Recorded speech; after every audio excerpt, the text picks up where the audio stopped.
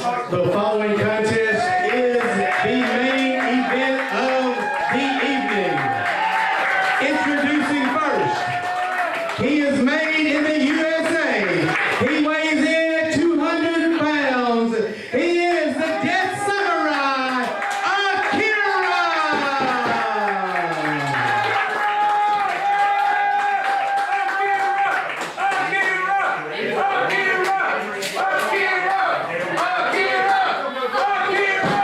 And introducing his opponent, he hails from the realm of pain.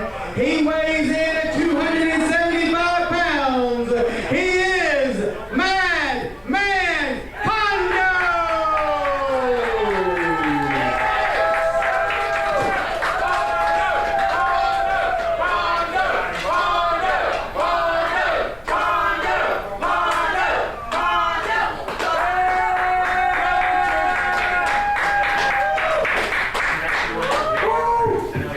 It's good to be back in West Virginia!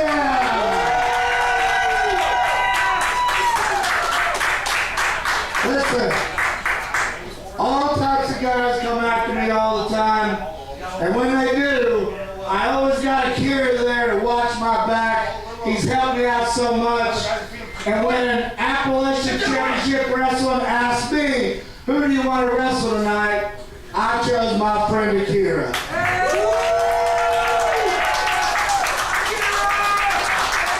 So do me a favor, Akira!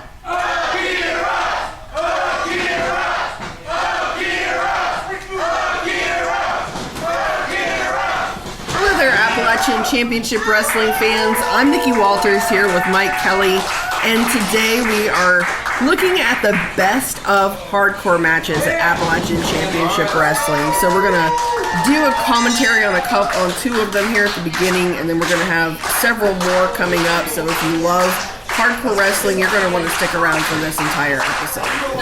Yeah, anybody that knows me and Nikki knows that we are huge fans of hardcore/deathmatch wrestling, and we have had quite a few chances to work with some of the best in the world in that style over the years, and we got two of them in the ring right now, as we often do. We're starting off hot.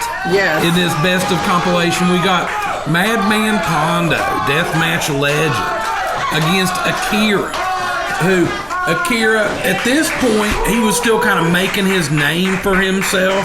This is from January of 2021, I believe. Yes, and this is at the ACW compound, which has evolved quite a bit since then. Yes.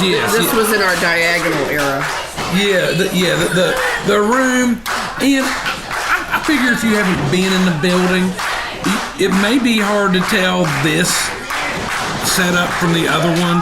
It's not, but literally the setup is the exact opposite of what it is now. But you probably can't tell that from watching at home. Yeah. But yeah, this was from our first season in the compound, and Man Pondo at this point, you know, deathmatch legend, as we already talked about.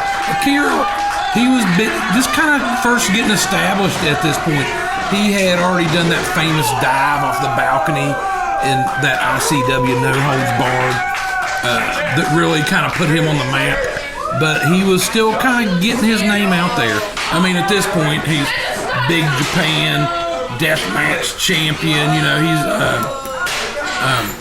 has competed and held some of the biggest deathmatch titles and won some of the biggest deathmatch tournaments in the business. Did he win, or was he a finalist in the IWA East Coast? He won. Okay. He won that Masters of Pain. I think Yeah, that would have been about a year, or maybe a year and a half after this. That would have been maybe 2022, I think. Okay.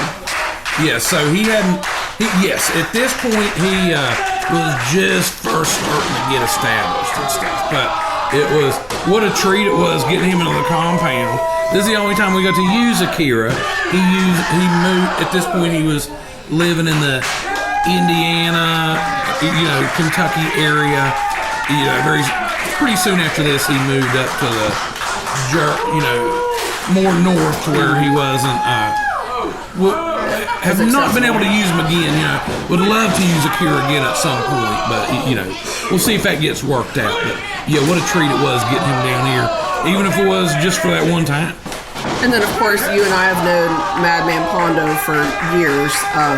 Man Pondo being my kind of introduction to the deathmatch world. I think he was one of your introductions to independent wrestling in general. Because I didn't watch TV wrestling, as I called it.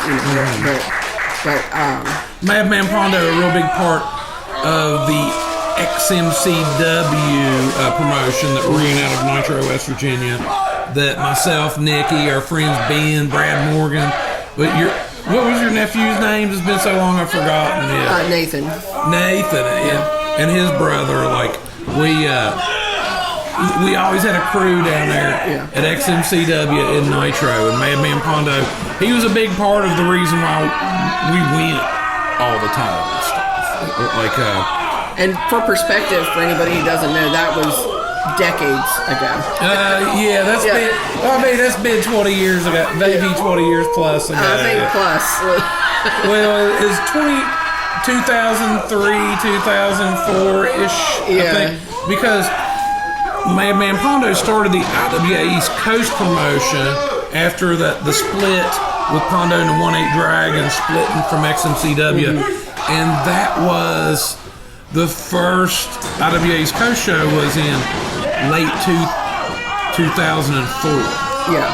And so, about 21 years. Yeah, it's been a while, but anyway, getting back. I was just letting people know that we're old. That's all. But I also thought that this would be a good time. I see a door wrapped in barbed wire. So we got some barbed wire. Air quote barbed wire. Here in the Appalachian, Appalachian region, we like to call it barbed wire. A barbed wire door is not a good time for me to reflect on the past. I live in the present. Oh, right, yeah. So we've known Pondo, and Pondo lived in West Virginia for quite a few years. He's living back in the Louisville area when he's not in Japan. But it seems like he spends as much or more time in Japan as he does in the States. But speaking of Pondo, it's where he does spend so much time in Japan, we don't get as many opportunities to see him in Appalachian Championship Wrestling. And we will be seeing him soon in Appalachian Championship Wrestling at an event that you hold near and dear to your heart, Nikki Walters, if you want to tell everybody about it. Let's enjoy these fans. Oh, yeah. And not everybody's used to this kind of sadistic wrestling action. Right. They did not want to pause their daily activity for the barbed wire door or the this could be a lot to people that's not used to it. But yes. Barnyard Beatdown info, Nikki. Yeah, Barnyard Beatdown coming up October 18th at the Red Barn in Winfield, West Virginia. We've got Man Pondo booked for that show. So that is going to be a do not miss, especially since folks here in West Virginia don't get to see him super often. So if you were one of those IWA East Coast fans and remember me and air quote Mike Kelly from those shows, come and see us and see Man Pondo wrestle in the barn at Winfield Riding Club, October 18th. Sorry about that. Yeah, it's going to be a stacked card. We also got ECW Hardcore Legends Shane Douglas and the Sandman booked on that one. Check out our Facebook, Instagram for the most up-to-date announcement concerning the Barnyard Beatdown 5 coming up October 18th, Winfield, West Virginia. The Dorcas was walking around. Looks like Elizabeth just saved him from something. Oh yeah, thank goodness for Elizabeth. That Dorcas, aka the Goof. He's I guess he's been around this thing for a while too. It's Moose has not given him his walking papers yet, but I imagine that could happen any day now. Right. Okay, and so we got Akira he's up on the ropes. You got Pondo setting him up, looking like he's gonna go for a superplex on this barbed wire door, Nikki. a big superplex. Akira showing the pain on his face. And Pondo's signature stop sign getting ready to be implemented. It looks like Akira kicking out the 2 count. He's powering up there. You know, this is and Akira. I don't think he had been to Japan at this point, but had already started. Big stop sign, sudden stop from Pondo. But Akira already showing that influence of the Japanese hardcore wrestling style, and when he did become a regular for Big Japan, you know, that's one of the reasons he just like rose to the top and won that Big Japan Deathmatch belt, was because he'd been studying those Japanese hardcore wrestling tapes, and it's just awesome seeing what this young man has done in his short career. And then very recently has announced that he may be looking to step away from the death matches a little bit. So leaves us to cherish the moments that we have gotten to see of Akira doing his thing. Now right here, a little bit of a shocking moment. We were a little peek behind the scenes. We were trying to get a rematch on this one. It unfortunately, the schedules didn't work out. We were never able to get the rematch between Akira and Pondo. But I remember running into Akira at a show like a year or so after this, Nikki, and you were there. Do you remember? Like, I was like, "Hey, Akira, do you remember me? You know, Mike Kelly from ACW, Nikki." And he's like, "Oh yeah." He's like, "You're the only promotion to ever book me as a heel." As we had him do this heel turn on Pondo. But I mean, Pondo, he's so loved. You have to understand Pondo's legacy in West Virginia. Yes. He's so loved in West Virginia to where if we were wanting to get a rematch out of this, Akira basically had to be the heel. As he digs that the bob wire in Pondo's head, and then Pondo, he's busted wide open. As Jim Ross likes to say, busted wide open. But yeah, what a treat it was having Akira and Madman Pondo. And this show was for my birthday. So oh yes, this was a little birthday present to Nikki Walters. Yes, this was your birthday show that year. Yeah, but yeah, look at Akira disrespectful to Madman Pondo. But who knows? Stranger things happen. Maybe we will get that rematch like five years later. Yeah. Stranger things have happened. Okay, well, we'll catch you guys here in a minute. We'll be right back with Ron Mathis versus Otis Cogar. You were off Sherry 5 seconds ago, so you're the idiots, not me.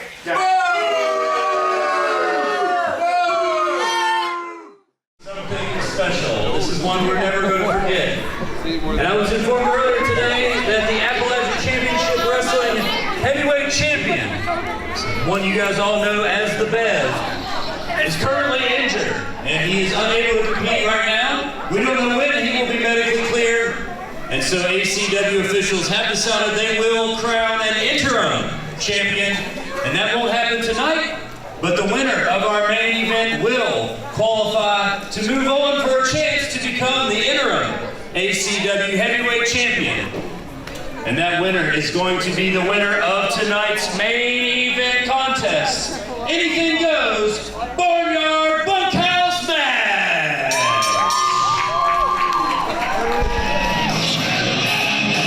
That's fine, just sit there, don't do anything, that's fine.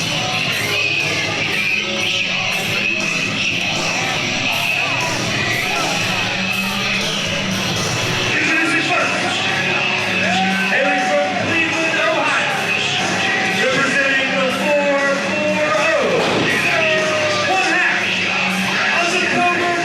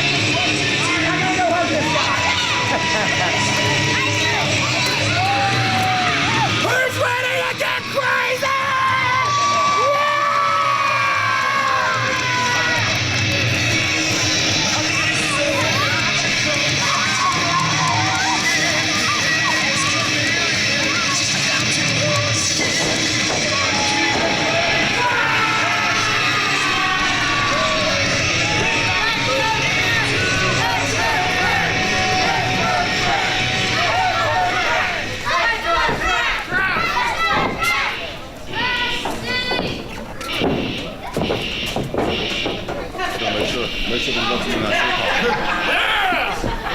so now we are at the Barnyard Beatdown 3 from October 2023 for Otis Cogar and Ron Mathis. And this one about took the ceiling down. This one was nuts. Oh, yeah. And you'll see what Nikki's talking about here in just a little bit with Otis sends Ron Mathis flying through the air, and with Mathis hitting to that, what would you call it, that lighting rig hanging from the ceiling of the barn. I think we all...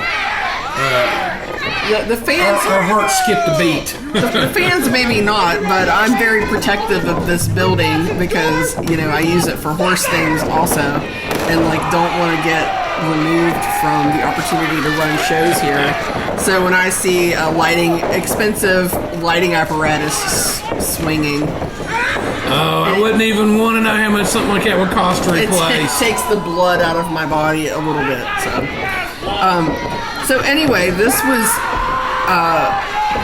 a rare opportunity to have Otis Cogar on one of our shows, and this was back in 2023. And of course, anybody that follows Otis and the Cogers, likely on GCW, is familiar with, you know, Otis is kind of like he's blown up. Big trajectory. So now he's part of Vandal 48, also with his brother, of course, and then Christian Napier, who, if you want to go back through our library, you will find Christian Napier, but you will find him as Casey Carrington. Casey Carrington, a.k.a. Christian Napier. Yeah. He worked for us quite a bit. Yeah, he was on the B-dubs. He was, I mean, I know we've had him a minimum of 10, 12. I mean, he was a regular on that Cleveland car in 2022. Yeah. It was about it on every one. And haven't had a chance to get him back. You know, like, what a treat it'd be if we was to get Otis and Kristen Napier in to represent Vandal 48 on an ACW show. Yeah, you know, that would be amazing. That'd be pretty cool. You know, that'd be. We'll have to talk to Moose about that. See what the possibility of something like that would be. Yeah, that'd be pretty cool. But I mean, yeah, like you were saying, this is like, you know, Otis. You know, he's a big deal, but you know, without. At this point of his career, you know, there was a certain point of his career. He was coming out from under his brother's shadow, Atticus Coger, you know, one of the biggest stars in independent wrestling.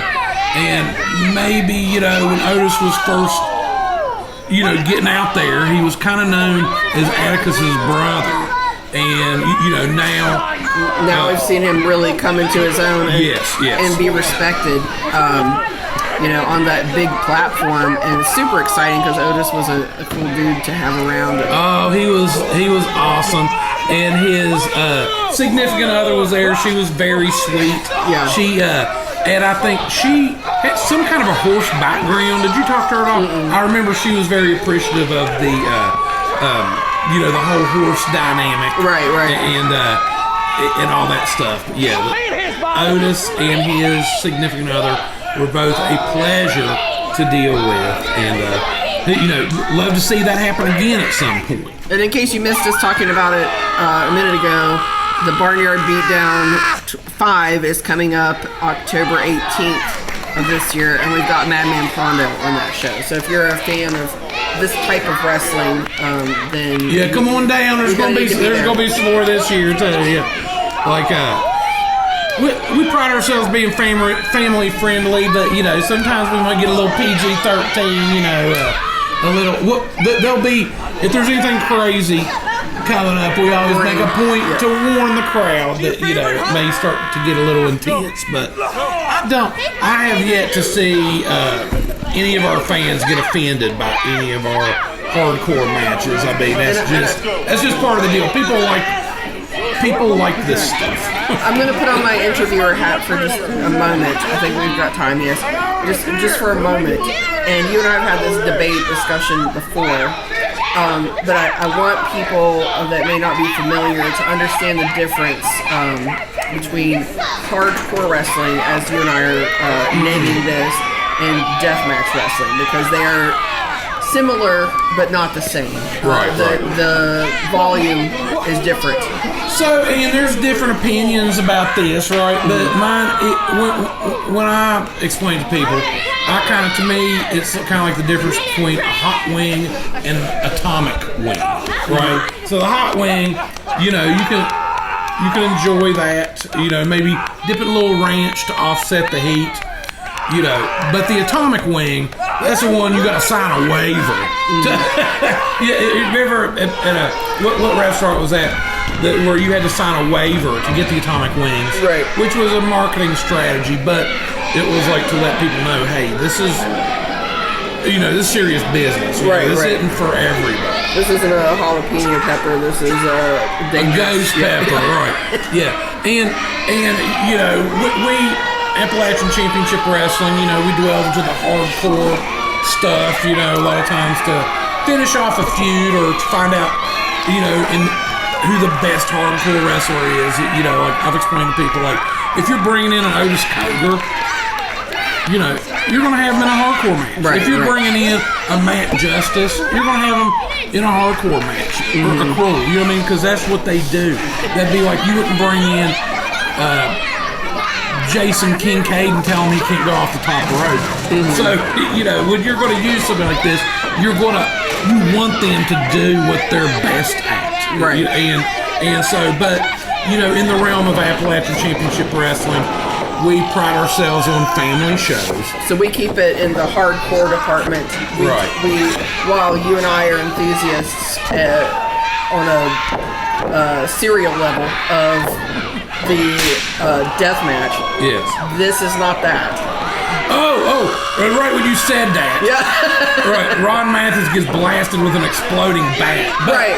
But still, but there's nothing flying into the crowd. Right. There's no glass. And a lot of people, that's the difference. The glass can be the difference, right? But the whole, the excessive bleeding, into the crowd. We're not trying to. We're wanting children to go home from this thing not traumatized. Right. But, like fired up. And you'll see these kids are getting fired up at this thing, and it's like, so, and it is, I believe it's a fine line there, but there is a difference in there. Right. So, both of those things are awesome. We keep it in the hardcore category. We have not gone into the deathmatch category yet. Not that I would be opposed to it. Probably not at this venue that I protect. Oh, no, definitely not at this venue. And we won't be doing it at any Buffalo Wild Wings. No, right. But you never know. The opportunity may come up. You find the right venue. You get the right date and are able to get the right talent on that. Yeah. I could see us doing a more R-rated deathmatch show at some point. It's been talked about. It's been talked about. So if you guys, a lot of that has to do with the venue and the audience. Like that, it would have to be advertised as not being family. Correct. Now, if you'd like to bring your family to it, that would be up to your discretion, right? But that's the thing too. The presentation of it. We'd have to be like, hey, this is not a typical ACW show. There goes the light spot. Oh yeah, there's the light. There's where all of the blood rushed from my head to my feet. Thinking. I think. And that's the difference between like sitting in the crowd and like running around behind the scenes doing stuff. Like, yes, I'm sure everybody in the crowd was like thrilled. Like, oh my gosh, did you see it? Where me, you, and Moose was running around like, oh my god. Yes, absolutely. So head to the comments if you guys don't mind and tell us, would you like to see a deathmatch show at some point from ACW? And then we would also love to have discussion in the comments about how, where your line is, what the difference you would say is in the hardcore versus deathmatch, in your opinion. And right, because we have used some of the best deathmatch wrestlers in the world, more in hardcore matches, and you're going to see a bunch of them on this compilation. We got a list of some of the matches that we got coming up. Now this match here, you'll be hearing the live commentary on on the rest of the matches after this one. But we got after this one, you're going to see Josh Bishop go up against the Bobby Beverly. Like, I mean, and that's, Josh Bishop, we've seen him in some really good hardcore matches. The Bev, one of the best deathmatch wrestlers in the world, and he is on a deathmatch right now. We're going to see Man Pondo again teaming up with Dale Patricks against DDTrash, and that was one heck of a match from that was from the Slam Plaza event from last year. We're going to have Heath going up against Matt Justice. And, Matt Justice, there's another hardcore wrestler. He's one of the ones that if you book Matt Justice on your card, it's going to be a hardcore match. I mean, there's just like, that's just the way it is. You can't, this dude ain't going to listen to no ropes. Yeah. We're going to see Krule, and what a pleasure it was having Krule in this year at the Putnam County Fair as he went up against Josh Bishop. And then, to top it all off, we got a couple Appalachian Championship Wrestling originals. Zaiden, Kane, and GenZ, also from the Putnam County Fair earlier this year, going up against each other in a no DQ, no count out, no holds barred. And, we could have put every single hardcore match on this. We're just kind of hitting the high points. But also, don't forget that one most recently in Beckley at the B-Dubs. Oh, yes. With the skewers and whatnot. Where Zaiden and Tyler Jackson went up against GenZ and OK. You go out of your way to check that one out. That was from the This Means War show that dropped about a month or so back on our ACW live. I can't remember the episode, but This Means War has been, about a month ago that we got that one released. You got Ronnie with that Macho Man elbow off the top rope. Yeah, Ron Mathis, I remember him winning the Masters of Pain. I forget, maybe that was like 2015, defeating Nick Gage in the finals of that Masters of Pain in downtown Charleston, West Virginia. And, Ronnie, he's just a well-rounded wrestler. He dabbles in a little bit of everything. There's nothing that Ronnie can't do well. We see him, traditional wrestling, hardcore wrestling, deathmatch wrestling. When the need arrives, he'll maybe even put a little comedy in his stuff. This obviously not the. This was not that time. This was not that time or place. But he's. That's one of the things about Ron Mathis. Very well-rounded, and one of the reasons that him and Bruce are so valuable as he gets slammed with that barbed chair is these guys. You could do so many things with him. So valuable when you're putting a card together. These guys are both Bruce and Ron. And Ron, out of the DDTrash, he is the one that has done more of the hardcore wrestling. Mm-hmm. But we're going to see Brucey in that tag match from Slam Plaza, letting a little blood. He's no stranger to it himself. Maybe he don't dabble in it as much, but when the opportunity and need presents itself, like Bruce is down for it. Mm-hmm.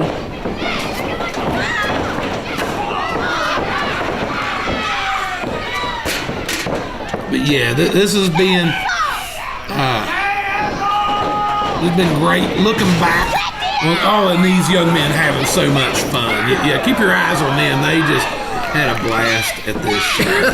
but that young lady, maybe. Well, we can tell her story a little bit. So she is like Ron Mathis's biggest fan.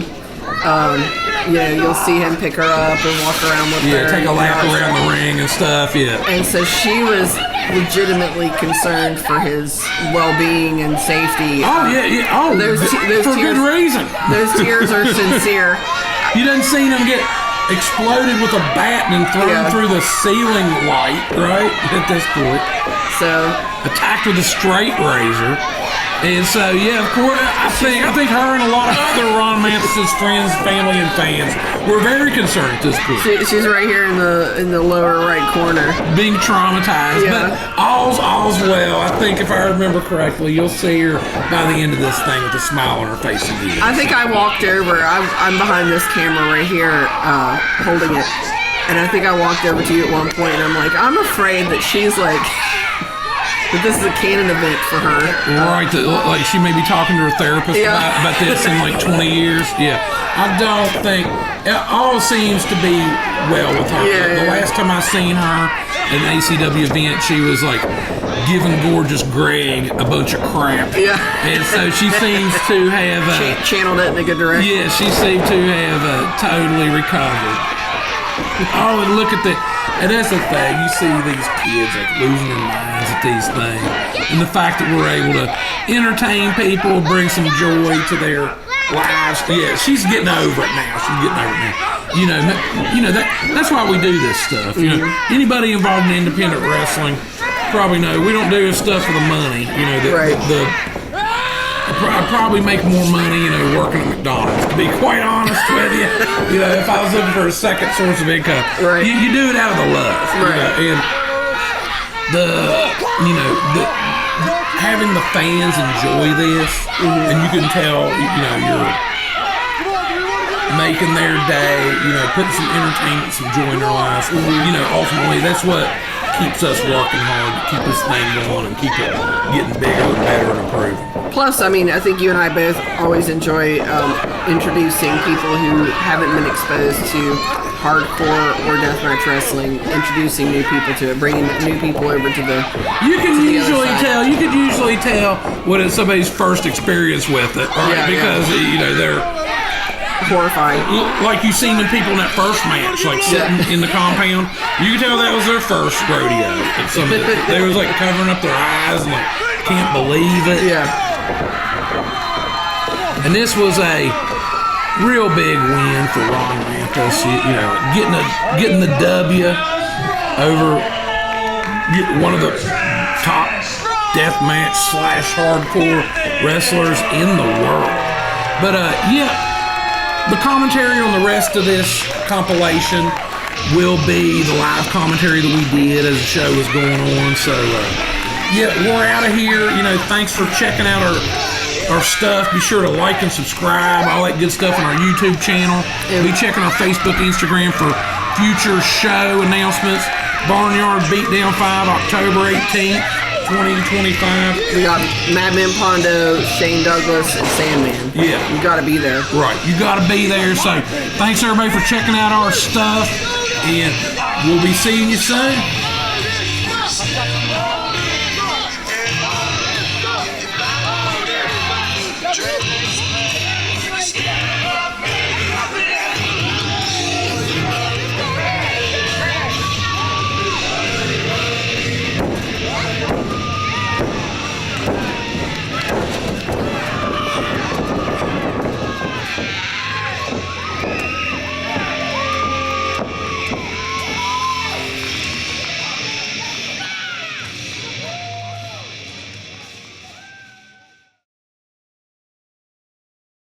Josh Bishop, 17 years I've been in this business. 17 years it's taken me to get to the top of this business, to be a world heavyweight champion. I put in the work, and then you run around and you call yourself the champ.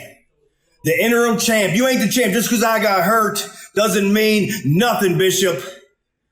And then last night, you go out there and you take me out on some bull crap.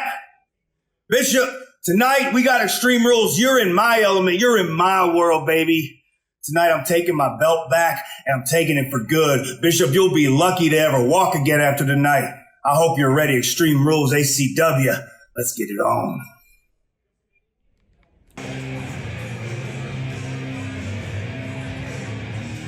Okay, here comes the former ACW heavyweight champion, the Bev.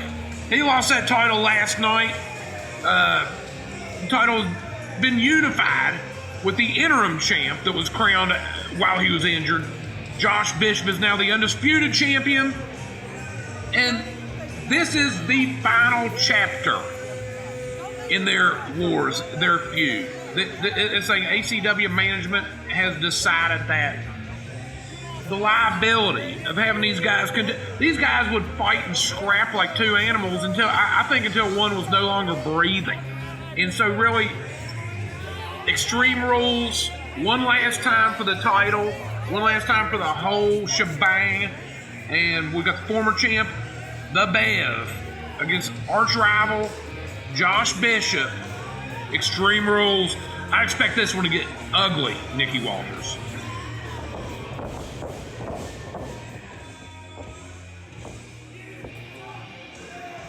Like the Bev said, this is his world.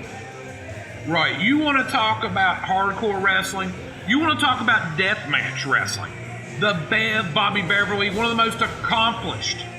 Tonight, Bobby Beverly, you're going to learn the exact same thing you learned last time. That's when you step in the ring with the Intense Icon. You're going down exit 187, no survivors. I'm looking at a repeat, back-to-back nights victories for the Intense Icon. So we have the newly crowned, as of last night, the newly crowned undisputed ACW heavyweight champion, Josh Bishop.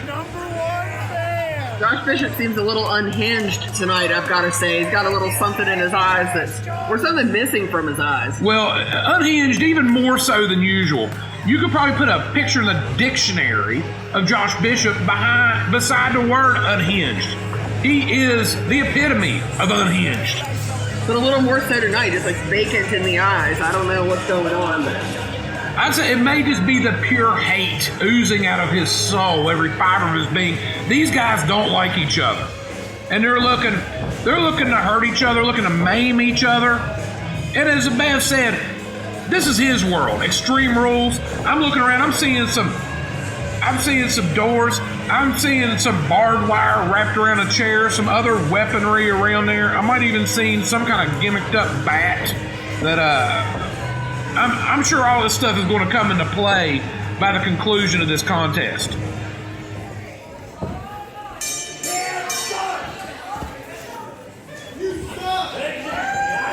Ladies and gentlemen, this is your main event of the evening. And it's for the undisputed Appalachian Championship Wrestling Heavyweight Championship.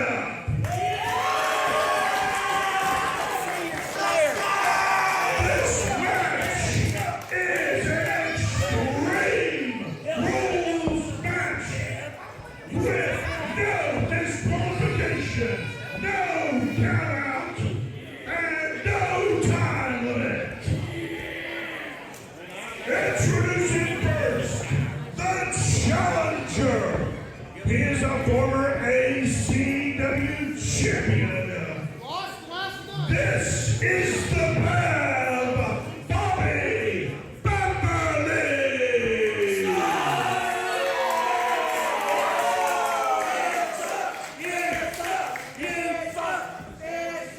And his opponent, he is the current reigning, defending, undisputed Appalachian Championship Wrestling Heavyweight Champion, the Intense Icon,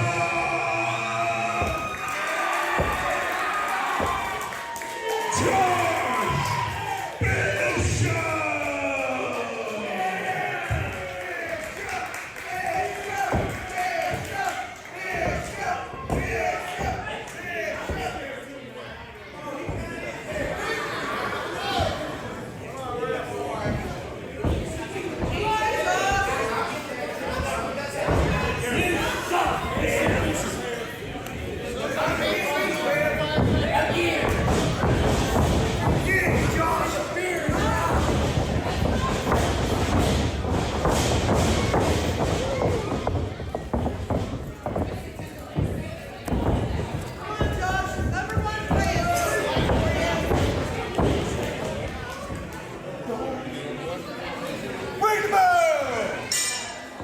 Okay, here we go. I expect this to get ugly in a hurry.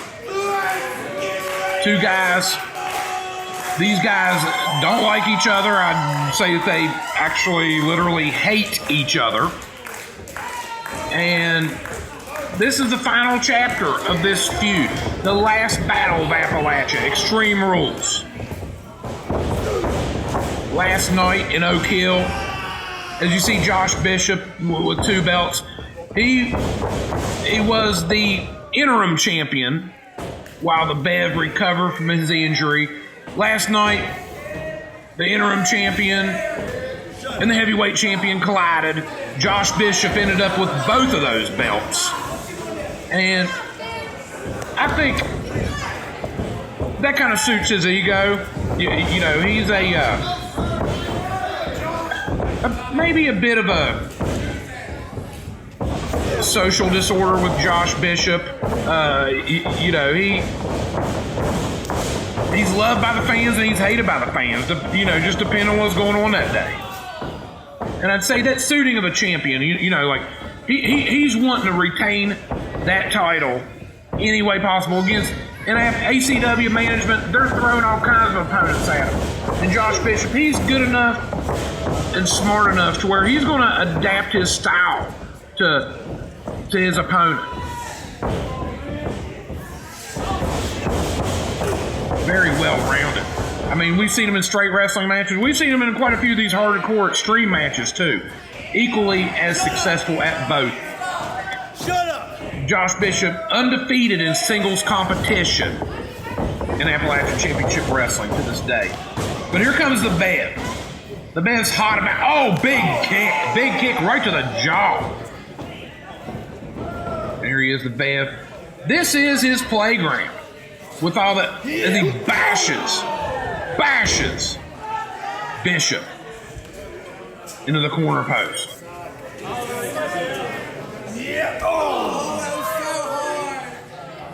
Here we go, fighting over in front of Spider's family.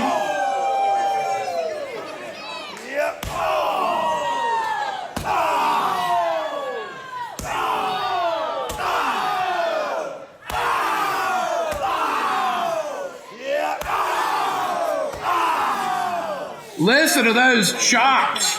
Echoing, billowing off of the walls of the school building here tonight. These guys are going to have some bruises in the morning. Can you imagine? These two guys fighting each other 2 nights in a row? They might not be able to get out of bed tomorrow. Big headbutt. Oh, multiple headbutts. Did you? Oh.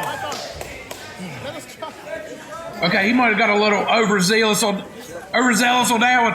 Now he's taking, he's got that rose, he's digging those thorns into the head of the Bev. Nasty. These guys. I don't think I've ever seen Michelle Myers recoil away from the action, but this might have even been a little much for her.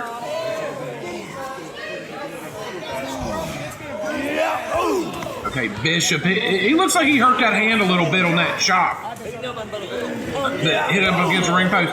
The Bev taking advantage of the situation. The Bev, you don't get to be an ACW heavyweight champion by not having that killer instinct. The Bev, he's like a shark. He's seeing a little blood in the water. Oh, and he is going for the kill. He's going in for the kill. Things may not have turned out the way he wanted it last night, but a big win tonight, that's all forgotten about. Oh, Bishop cut that chair and he threw it right back at him, took out the Bev. And that's one thing about the Bev. Successful people, you have to have a short memory. They have to have a short memory. He's already putting that behind him. He's thinking about tonight. Look at these guys.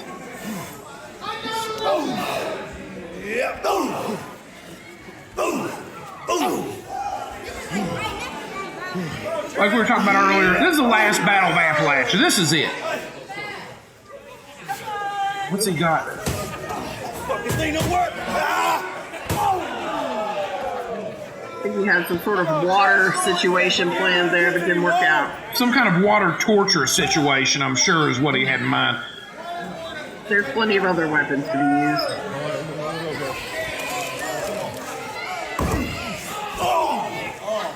Battling into the crowd.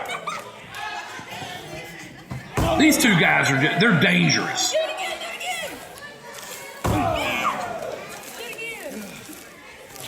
Dangerous to themselves, each other, and everyone else. The world in general.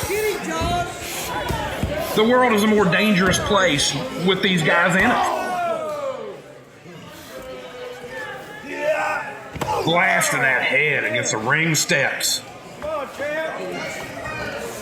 Okay, they done brawled around the building. They're crawling back to the ring now. This isn't. Will they stay there? Who knows? Who knows? Who knows? They don't have to. Extreme Rules. There is going to be a winner tonight. This is going to be the end of this feud.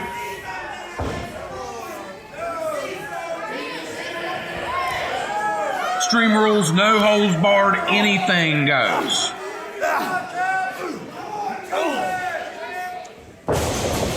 Oh, big headbutt, the Bev. Kind of draped against over on that top rope. Oh, DDT drops him on his head.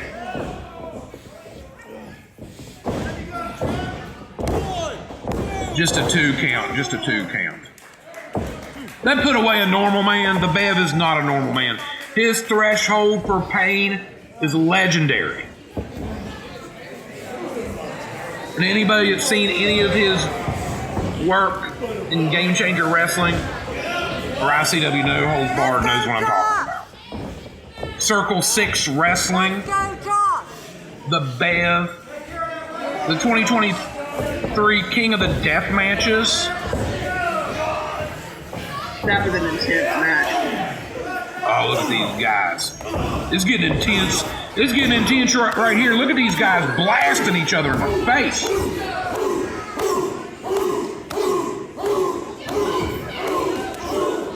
Oh, and a big headbutt. I could feel those blows from here. Going for the choke slam. Bishop going for the choke slam. Oh, Bev. He got out of it. What's he got there? He's got some kind of bat. Oh, explosive bat on the back of Bishop.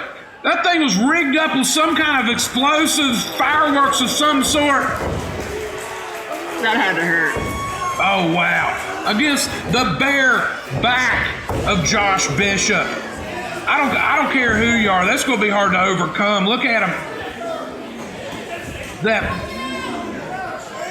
This thing's getting out of control. And this is why ACW management decided this needs to be it. These guys, somebody's going to get maimed or killed if this thing continues. This is it for these guys.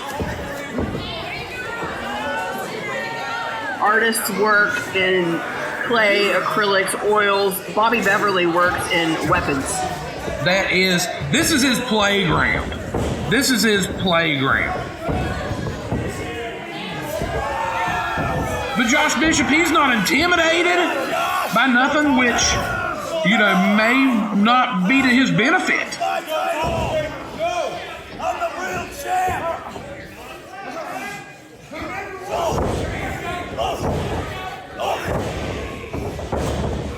Oh, big choke slam into the chairs.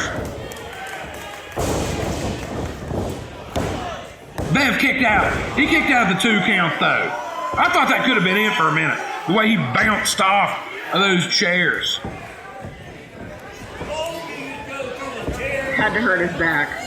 There's no way it couldn't have. Oh, there goes the chair budget for 2024 already.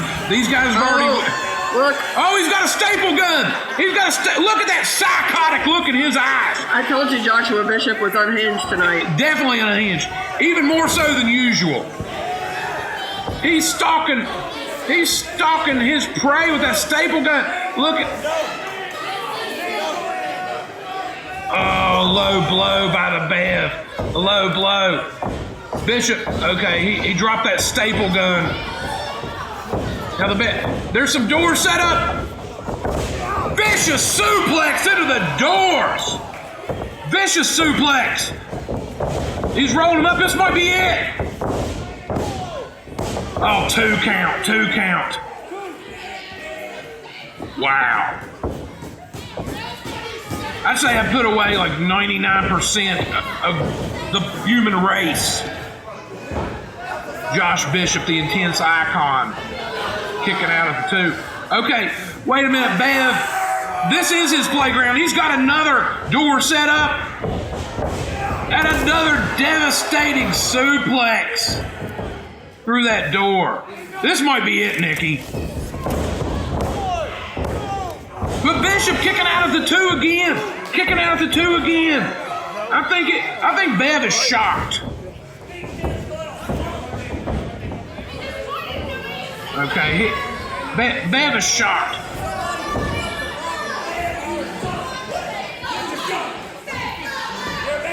We're talking about these guys, you know, seriously injured. I think. Oh wow! Okay. We got a barbed wire wrapped chair coming into play now. That thing's wrapped in barbed wire. Oh, nasty! Ripping into the flesh of the back of Josh Bishop. The back has already been injured by that fireworks exploding back. And look at it. Oh, look at it had dug into the skin, the flesh of Josh Bobby Bishop. Beverly going after the referee. What's he doing? Okay, he's directing referee Wesley Albright out of the ring. What's up his sleeve here? Come on, let it go, man. What are we doing? He's taking him into the back. What's going on? There are no countouts, no disqualifications, but what's he got up his sleeve here? Wait a minute, what's he got? That's a door wrapped in barbed wire, Nikki. Don't you worry about what I'm doing. Keep your ass over there. Oh, ACW Commissioner Joe Montgomery. He's not a big fan of this stuff, but he knows this is the only way to finish this feud. He just got to. It's like 2 animals. You just have to let them finish it off, establish domination, and it may be the Bev looking to establish his domination over Appalachian Championship Wrestling. Not just Josh Bishop, but over Appalachian Championship Wrestling. Ah, you wish. Come on, Josh. Let's go, Josh. Okay, we've got the Bev. He's setting it up, that Come on, Josh. barbed wire door into the corner. Bishop, he's already been put through 2 doors. He's still feeling that. But the Bev, he's looking to, look at his back. It's leaking. And now the Bev, he's looking to put him, oh, that barbed wire chair again. He's looking to finish him. Oh, staple gun to the nether regions. Staple gun to the nether regions. Bev is rocked. He's got him up. He's got him up. What? Oh, slamming, devastating. Slam through that barbed wire door. 3 count, Josh Bishop. Josh Bishop, he retains in the last battle of Appalachia. Josh Bishop, he has retained the undisputed ACW heavyweight title.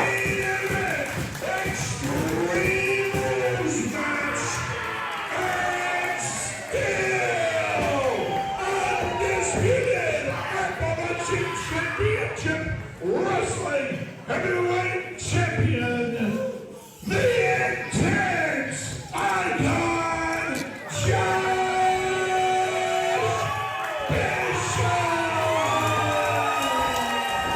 Josh Bishop retaining the undisputed heavyweight title in a war against the Bev.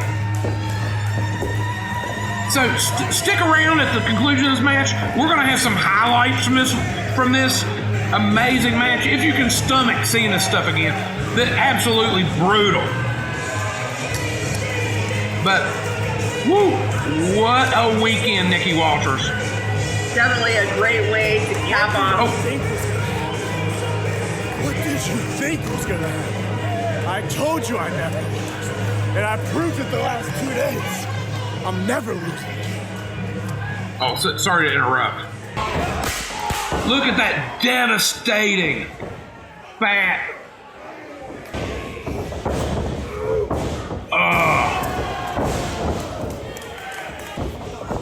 Look at that suplex. Look at that suplex. And the other one.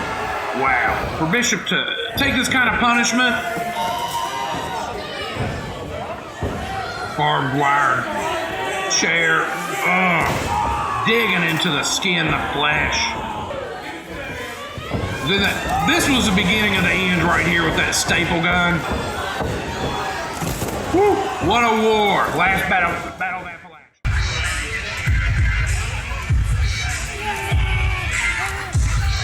Oh yeah! Let's go!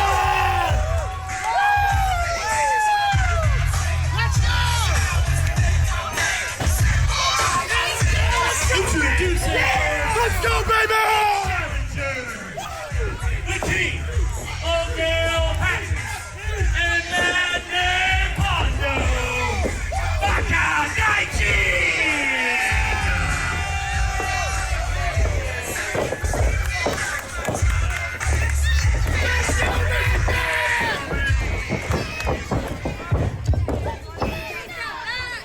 Everybody shut your mouth!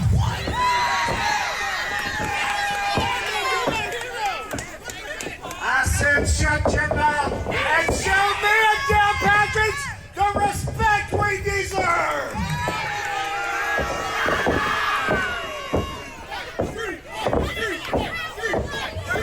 You don't understand what you have in the ring right now? We are superstars. We are world travelers. World travelers, to some of you people, is going to help you and back. Some of this motherfucker right here. You stupid son of a bitch. We just got back from Japan.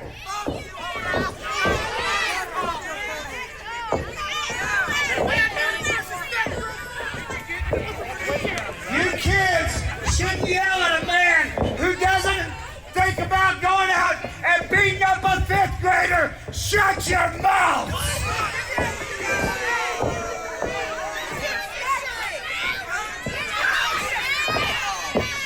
Fucking Hick Town motherfucker. What did you fuck your mom before you came in? And Dale, don't get no better respect than this.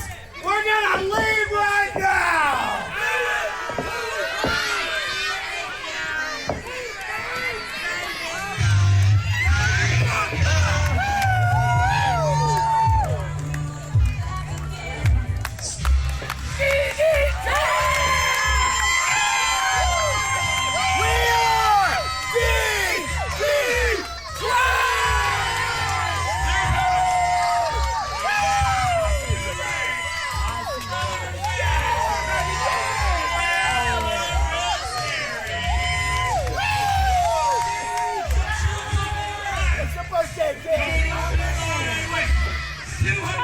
We're gonna whoop these guys just for your birthday, you ready? Just like we did last time. You ready, Father? The team of the overall record.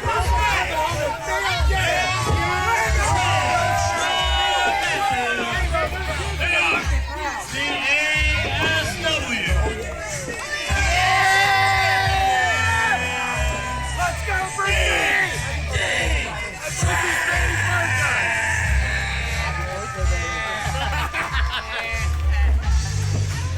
I gotta pay some bills. Give me a minute.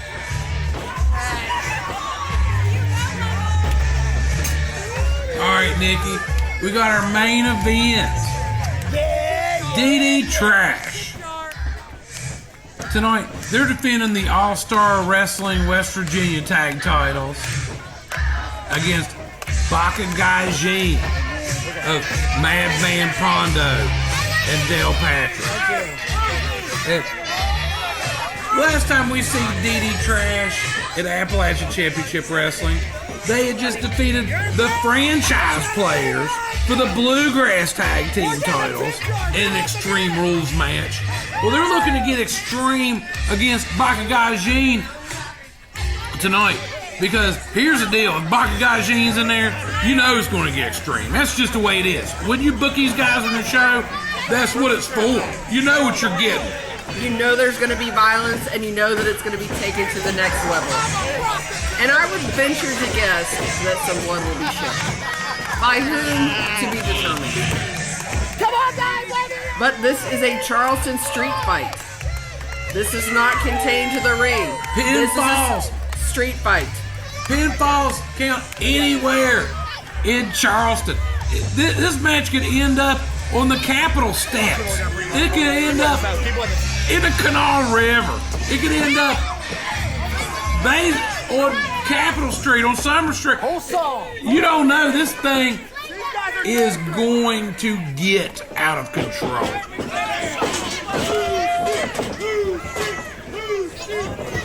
As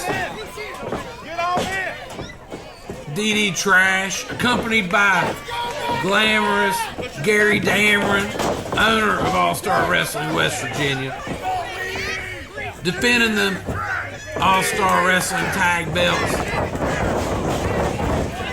The DDTrash, they're looking to take a page out of Micah's book, capturing all the guys.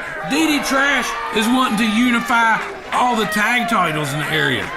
They've been talking. They want to go after Gorgeous Greg and Jason Hendricks for the ACW tag titles next. But first, they got to get through Pondo and Dale Patrick's tonight and defend the All-Star Wrestling tag titles. Madman Pondo looking much more svelte than probably fans around the Charleston area are used to seeing him look.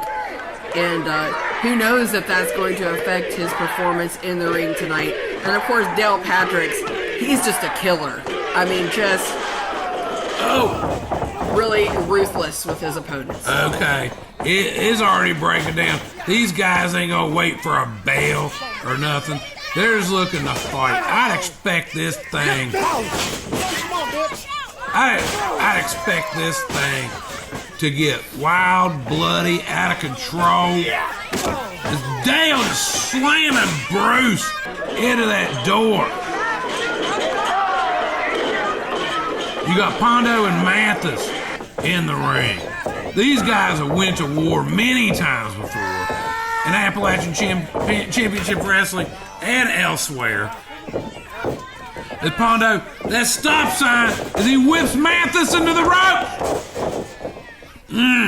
That sudden stop. And Pondo slamming that stop sign upside the head of Ron Mathis.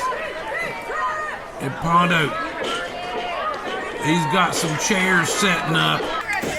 And I'm sure he's up to no good as usual. As you see all of the tools of destruction scattered around the ring.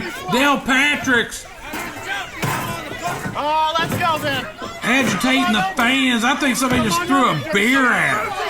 I think he was insulting someone's mother. You gotta be careful around this. Appalachian country people, they generally love their mama. Ain't nothing wrong with that. Woo! Out of control here in downtown Charleston, West Virginia. As you got Pondo's going up top. Pondo's going up top and just crashes through that door with all the impact on pure trash Ron Mathis. And then, eye poke from Pondo to Bruce.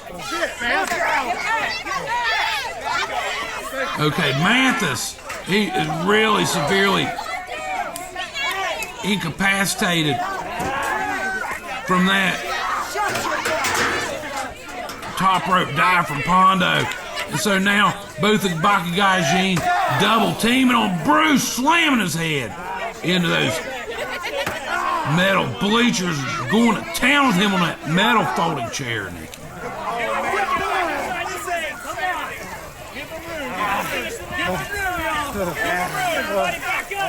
What do they got in mind here? The fountain, The Slack Plaza fountains taking him over there. Oh, knocking Bruce's head upside the rocks. This is basically just a criminal assault. Yeah, I don't know that this is what this park was intended for, but it looks like it's about to become a crime scene. Oh my! Wait a minute, they're trying to drown Bruce! They're trying to drown Bruce! This is like some kind of torture! Some kind of medieval torture! These guys are sick, Nikki. Absolutely sick. Wait a minute. Get your baby out of the way. Get your baby out of the way, lady. These guys are insane. You better get your... Oh, they're just going... Bruce... But Bruce ain't going to give up. Bruce, he's always going... He's going to fight as long as he's got a breath in his body. Knocking Bakagajin. Ron Mathis. Whoa, whoa. Ron Mathis. Ron Mathis. He's climbing up top of them rocks, Nikki. He's climbing up top of them rocks. Fly, Ronnie, flies. He wipes them all out. You know what? That's why people love DDTrash. One thing that I've noticed at the last several shows is that opponents of theirs try to get them separate, but then when they come together, that's when DDTrash is unstoppable. There ain't no stopping them when these guys are on the same page. But people have been trying to take one away from the pack and gang up on them, and that's about the only time that you will see DDTrash ever not be dominant. Okay, you got, look, oh, Ron's, I think he's fixing to dive. Big elbow, big Cactus Jack elbow off of the bleachers on the Dale Patricks.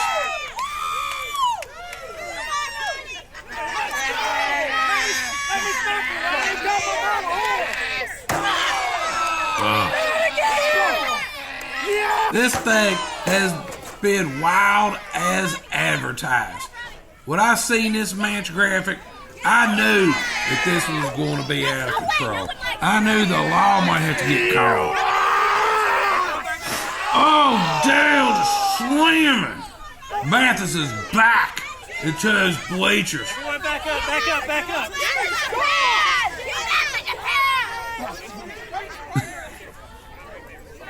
Wow. These hit count motherfuckers don't know what we got in front of them. Dale slinging Ron Mathis over the guardrail and back. Oh, but Ron Mathis, that gave him a second to recover. Gary Dameron with a little assist on a spinning DDT, Nikki.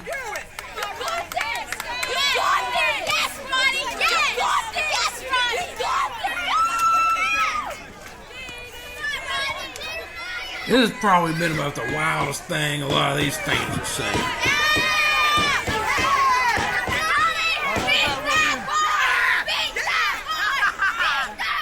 Oh, wait, okay, we got a barbed wire bat there.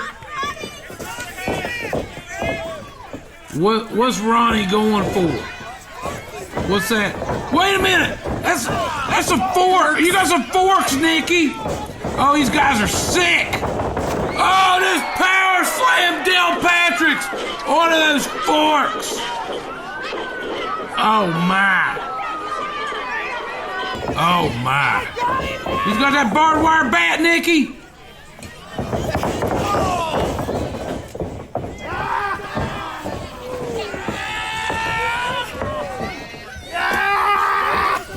Oh, these guys are fighting over that barbed wire bat!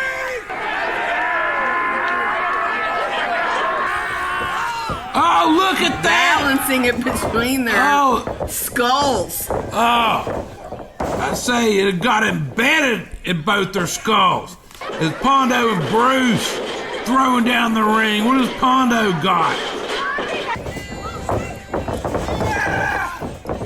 Well, Pondo's got some kind of shank of some sort. Is that a knife? or some scissors. You never know. Oh, Bruce! Bruce just stabbed Pondo in the head with it. It's a knife. Nikki that is a hunting knife. And Bruce is just carving up Madman Pondo. The blood pouring down Madman Pondo's face. Wow, this is out of control. Bruce just beating on that already open wound.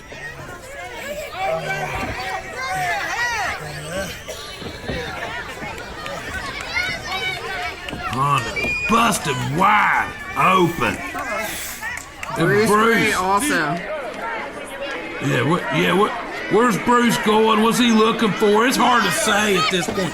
He just found another door. He just found another door.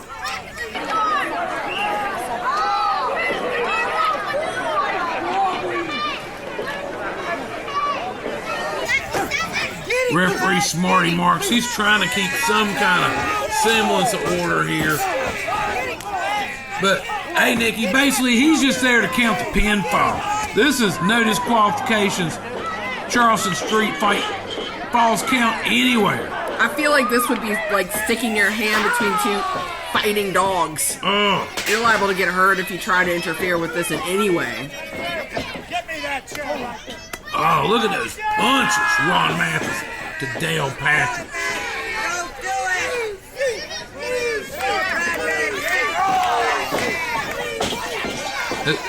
Oh, Ronnie, we got that door bridge contraption. Oh, side Russian leg sweep. Dale Patrick's just took Ronnie down through the door onto the concrete. And these sick fans chanting, "This is awesome."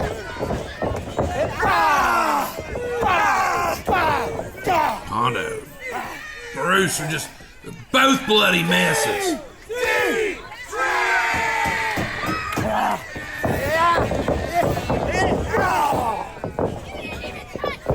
Wait a minute, Pondo, oh, just slam Bruce through that door. We might have new All-Star Wrestling West Virginia Tag Team Champions, Nikki.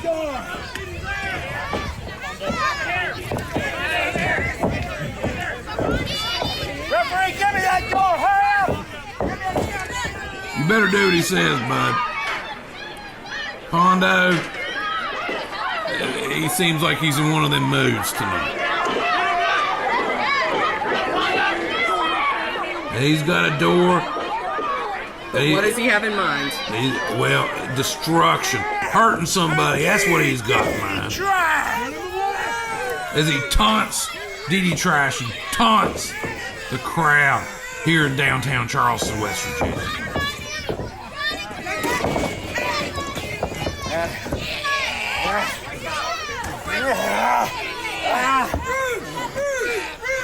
Pondo might be going for a superplex. If he could put Bruce through that door at the superplex, that might be the end. That might be new tag team champions. Dude, wait a minute! Bruce with a spinning DDT off the top rope! Off the top rope! He got on top. He's going for that pin. He's going for that. Oh, but Dale Patrick's breaking it up at the 2 count. Wow. And now you got Dale. He's making a big pile of Stuff. debris. Oh, Ron Mathis just blasted Dale. Now, what? Pile driver on those forks. Pile driver on those forks. 3. There's a bit. DDTrash with a huge win in the main event. Slam Plaza 3 retaining.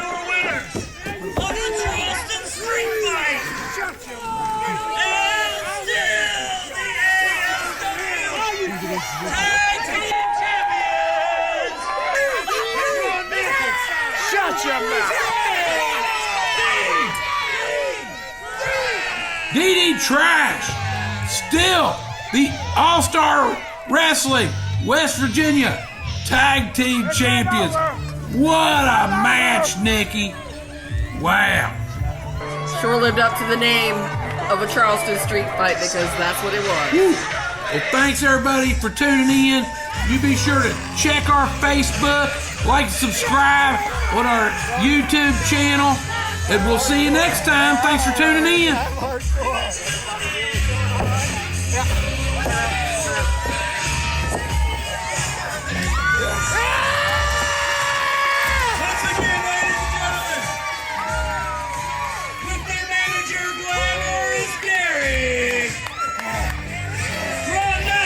Find a better team!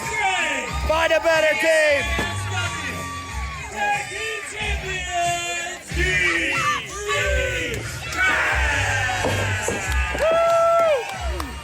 Like that, don't you? Like that, don't you? Like that.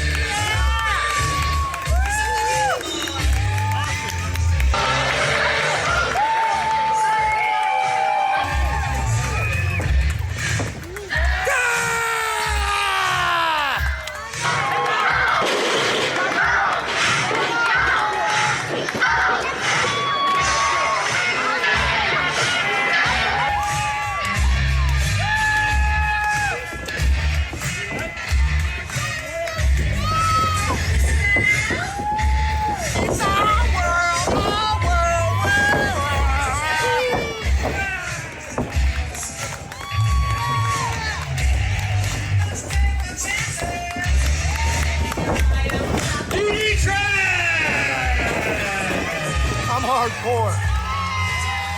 Not really, but I survived. You don't have to wait long to get more of the ASW Tag Team Champions. DDTrash! You think this is over? This is far from over! You don't get a win over Buckaguy G. The ref did it too fast. 1, 2, 3. We will be back. And those belts you think you love, we're gonna love them just as much. Tell them, Dale. Just like in BJW, we will take over the entire wrestling world. And there's nothing anyone can do about it. We are Buckaguy G! And there's only one thing left to do. Teach us how to lose! Teach us how to lose!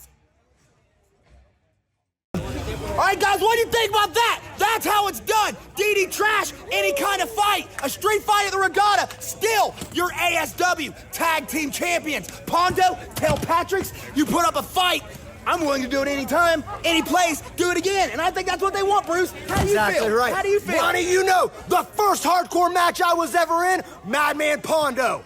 Every hardcore match thereafter, Ron Mathis was in. Tonight, the latest. I proved tonight I'm hardcore. I can stand toe-to-toe with the best of them. Pondo, Del Patrick's, anytime, any place. We'll do it again.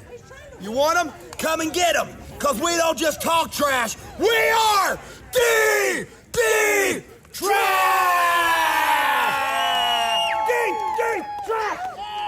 DDTrash!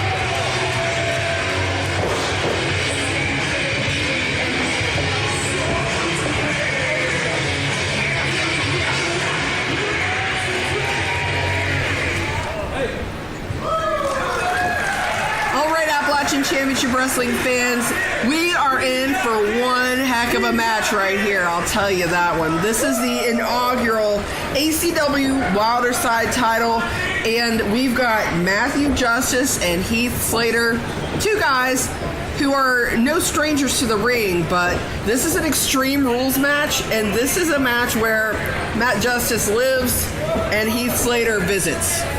Yeah, Matt Justice, when you see his name on the card, you know it's going to be an Extreme Rules match. This guy, he does what he wants when he wants, and he's looking for a fight. He's not looking for a wrestling match. He's looking for a fight. Heath Slater, he's been in some Extreme Rules matches, but this is a world that Heath Slater visits from time to time, in a world that Matthew Justice lives in. So what this means is that, if they want to use the things in the room, they can. If they want to use the whole room, they can. There's no disqualifications. There's no countouts. There will be a winner. They can fight all over this sports complex and use anything that they can find to beat on their opponents with. And to be honest with you, when I saw this match announced, I was pretty excited. What about me? What about A first time matchup, and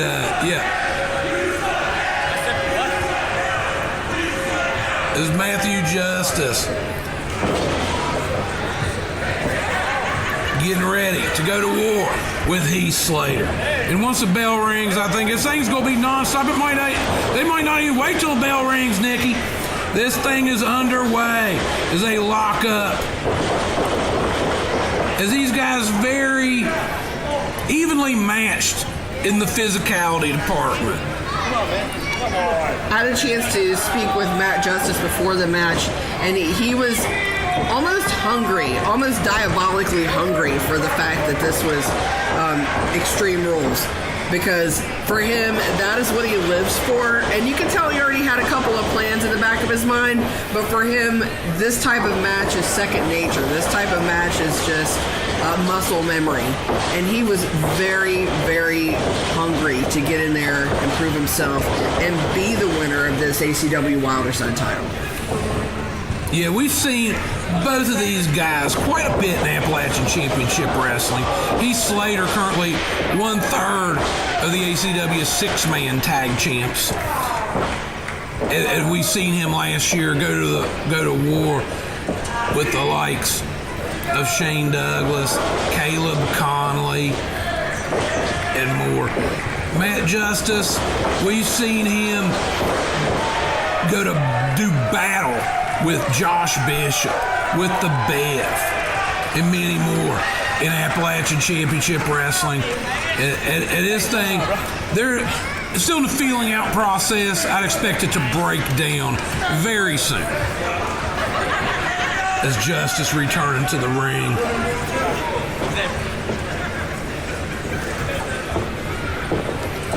These guys squaring up, very similar in stature. The height's very close. Oh, Matt Justice with a big chop. He's feeling the effects as Justice, he's staying on top of him, Nikki. Blasting his head into the turnbuckles. But Heath knew what he was getting into. When this match was announced, he was already aware of Matt Justice due to his reputation in the world of wrestling. But Heath, the consummate professional, he studied some tape to give him the best chance at picking up a W today. Oh! A row of autographed chairs getting taken out with the body of Matthew Justice. They may be autographed with some dents here in a minute. You know how it is in wrestling, especially Extreme Rules matches. If the action looks like it's coming your way, it is. So get out of the way. Oh, as these fans scramble to get out of the way of danger. And Heath setting up that chair on those bleachers. Yeah, Heath has definitely done his homework on Matt Justice. He knew it was going to go here, and he was ready, willing, and able to take the fight to Matt Justice. As Matt Justice with a chair. Oh, Matt Justice dedicated that one to Heath's kids. He's got kids, Nikki. I hope that he left his kids at home because they don't need to see this. This will scar them for life. No, this is Heath, one of the toughest guys in wrestling. But this ain't sports entertainment here. Yeah. This is a knock-down, drag-out brawl. And they're headed back towards the ring. Who knows when they're actually going to get back in the ring? Good chance they may continue to battle around the building for a while. Hopefully, I'll take it. I'll take it. Oh, well, I think anybody that's listened to us on commentary before, they know. Oh, Matt Justice goes flying again. They know that Nikki Walters and myself, we're big fans of hardcore extreme wrestling. Yes. That young man doesn't quite know what to think. Holy shit. And Justice, one of the top hardcore extreme wrestlers on the planet. You've seen him in Game Changer Wrestling.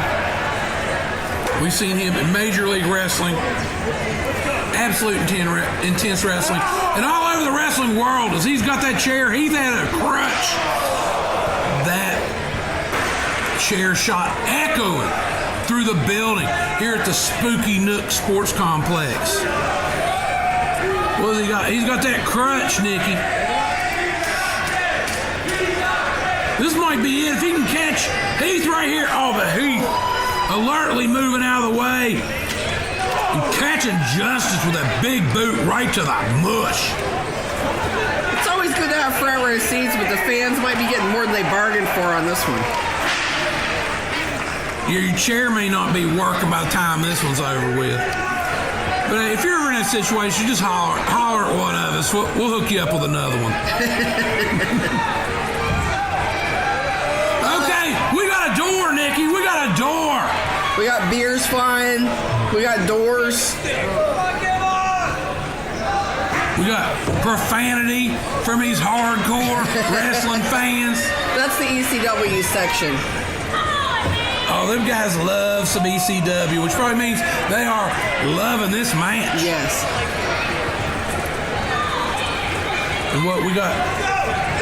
Oh, Justice knocked Heath upside the head with that Miller Lite. And you know, Matt Justice loves a beer. He's trying to set him up on that door.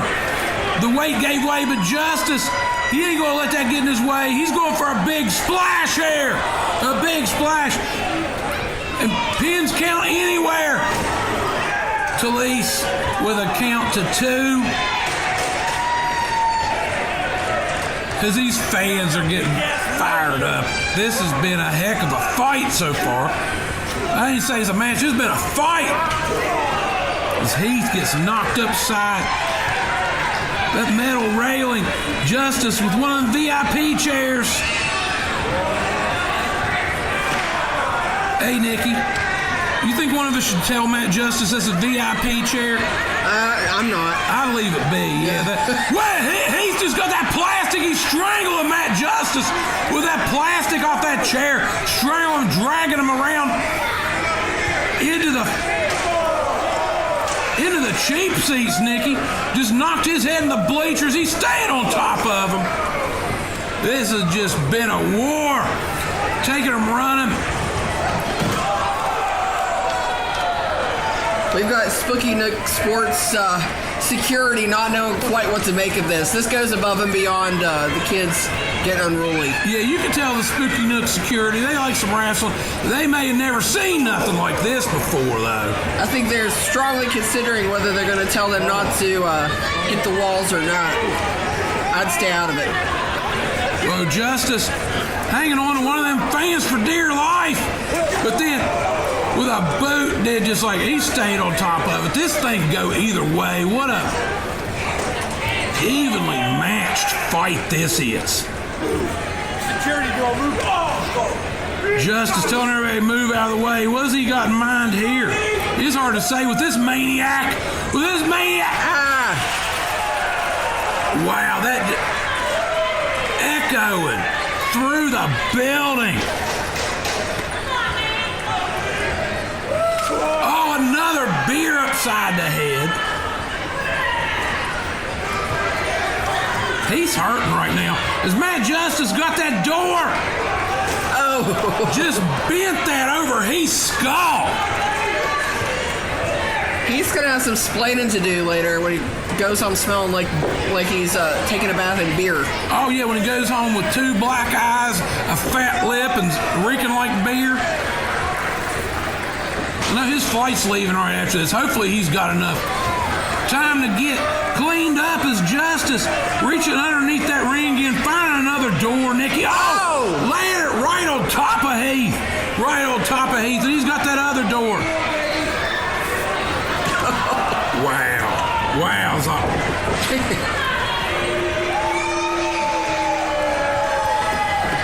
Look at him going for the pin,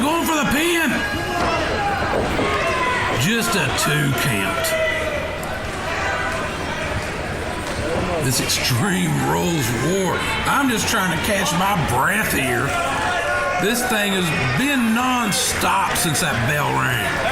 As Matt Justice setting that chair up and just blast Heath underneath all that debris.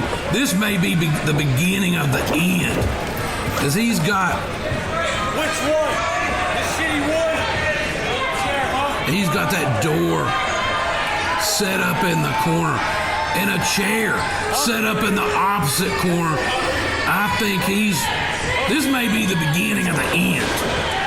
This may be the beginning of the end here, Nikki, as Justice continues to lay the boots, put the knees to Heath Slater.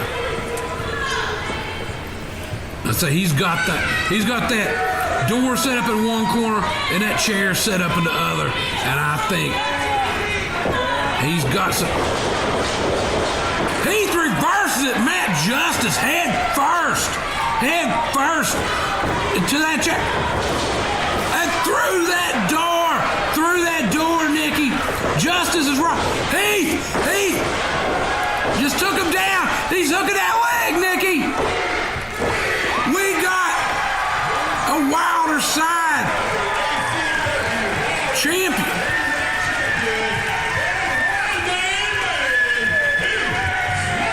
The one-man band. Heath Slater taking out the one-man militia, Matthew Justice, to become the first ever ACW Wilder Side champion. I don't see Matt Justice just letting this go, though. I think he's going to be calling for a rematch. No, and I'll tell you what.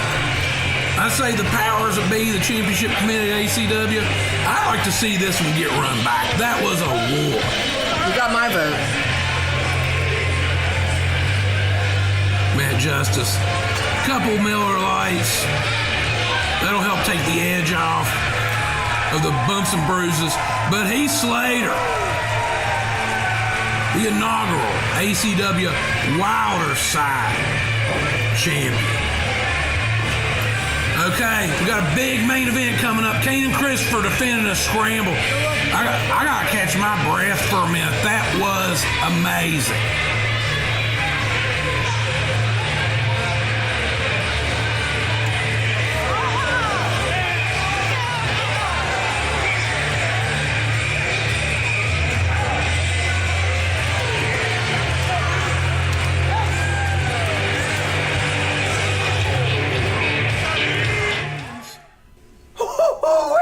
ACW, I'm hooting and hollering doing a 2-step, and that's because tonight is the night I finally get my hands around that beautiful ACW Heavyweight Championship. That's right, Kane and Kristopher, you're big, you're tough, but I've been hitting the weight room, and I think it's time I take a little heavyweight gold off your hands. Take it away from you and your friends, Gorgeous Gregory, Nick Hamrick, your time is done, your fun is over. That's because the Cowpoke Posse's bringing that heavyweight title back to the Cowpoke Posse. Yeehaw! Cowpoke Paul, I've literally been undefeated at ACW since I walked through the door. And you think you can beat me in a street fight? I fight with no rules. I haven't lost with rules. Cowpoke Paul, think about your next move. As we said, championships do not change hands on a disqualification or a count out. Cowpoke Paul coming to the aid of Corey Sparks here. It's breaking down here at the Golly Bridge Community Center. Cowpoke Paul with a big dive, Nikki. Cowpoke Paul with a big dive, taking out Canaan and Nick Hammer. Cowpoke throwing Kane into the ring. He's going to go for the swinging DDT off the ropes, Nikki. He's going for the swinging DDT off the ropes. He's going for the pin. We ain't got a ref. We ain't got a ref in here. This thing's breaking down. Commissioner Ronnie, he's saying we're going to start this heavyweight title Spider Crowley street fight right now, Nikki. Commissioner Ronnie, he got the ref back in the ring. This thing's going down, Nikki. Sometimes the passion just can't be contained, and Cowpoke Paul is not putting up with this disrespect of his tag partner, Corey Sparks. Oh, Cowpoke. This Spider Crowley street fight for the ACW Undisputed Heavyweight title. No countouts, no disqualifications.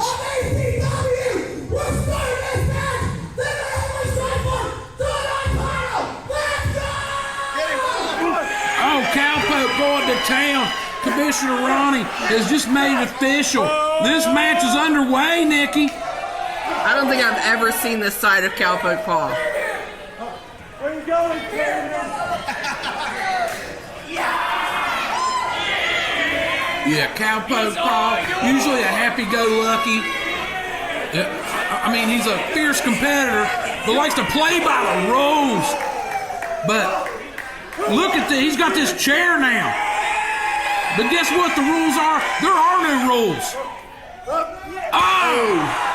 In the Spider Crowley street fight, there are no rules. You like that, and Cowpoke Paul, he didn't like the way that these guys was double teaming on his brother from another mother, Corey Sparks, his tag team partner. And he'd come out with a vengeance, but Kane and Kristopher. There's a reason he's the undisputed heavyweight champion in ACW, Nikki. But Kane and Kristopher might have got a lesson tonight, and it is that you reap what you sow. Oh, Cowpoke ducking underneath it. Look at the agility. This guy, Cowpoke Paul, got tripped up. Canaan, he's trying to kill him. Cowpoke kicking that chair right to the face of Canaan. And then with a drop kick, taking Canaan into the corner. Cowpoke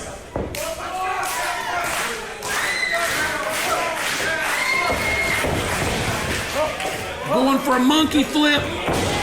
Oh, but Kane and Kristopher lands on his feet. And then look at the height on that drop kick. And that's the thing. This guy, he's a big old dude. He's about 6'3", 6'4", weighing in to at least 250, solid muscle. And that kind of agility and that kind of size, a lethal combination. Just absolutely decimated Cowpoke Paul with that chair shot.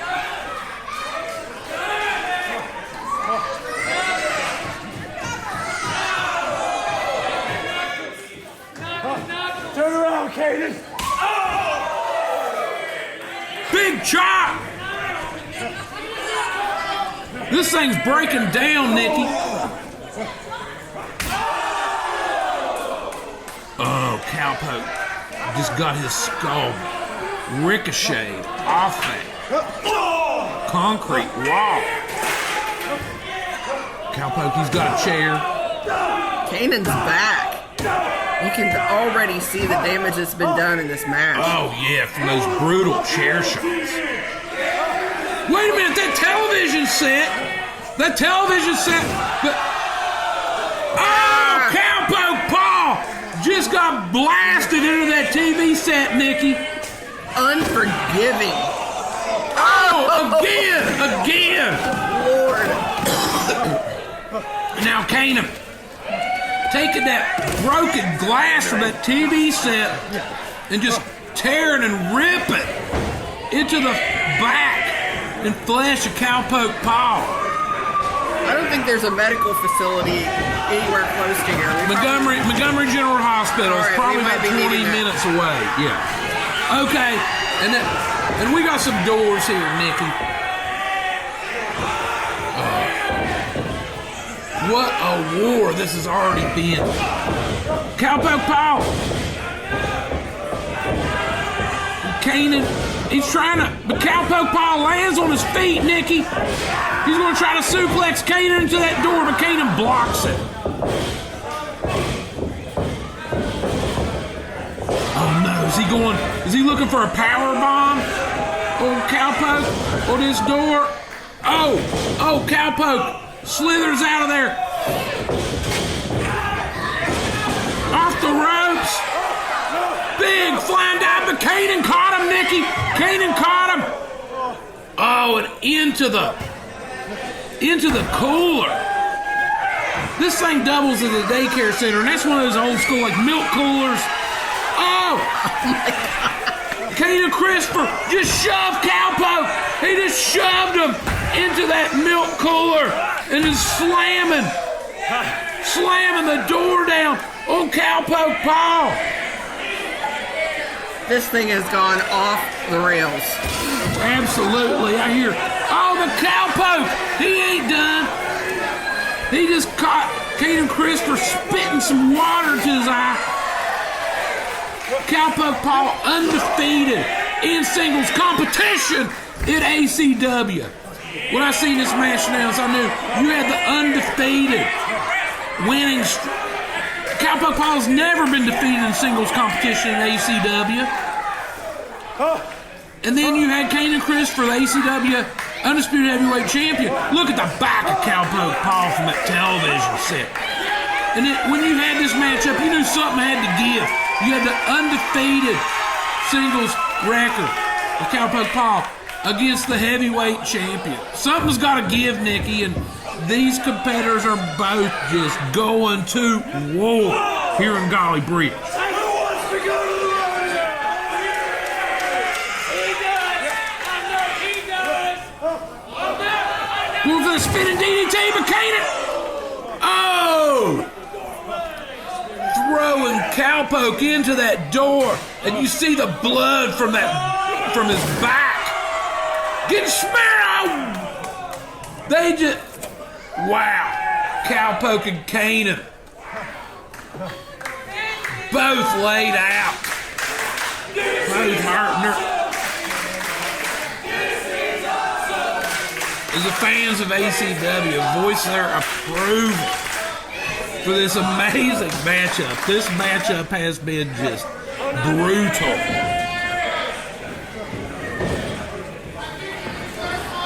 But this is a Spider Crowley street fight, Nick.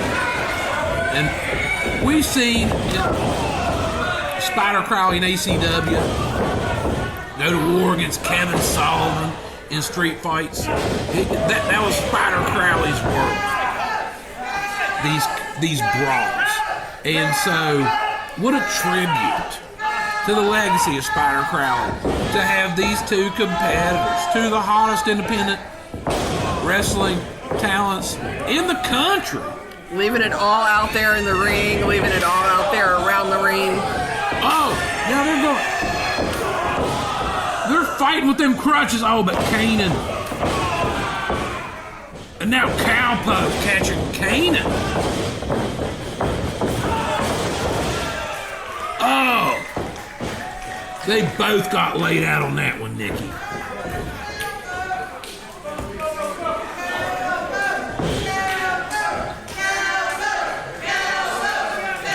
Wow. blown away by this. This has been an absolute war. Never seen this side of Cowpoke before. Always seen him successful in the ring, but never with this kind of crazy behind his eyes. Okay, Cowpoke wearing down Canaan. Off the ropes again. Okay, caught him with that knee. Jacked his jaw with that knee, and now a little do-si-do. Cowpoke off the... Oh, and then a bulldog variation just slammed Canaan's face right to the mat.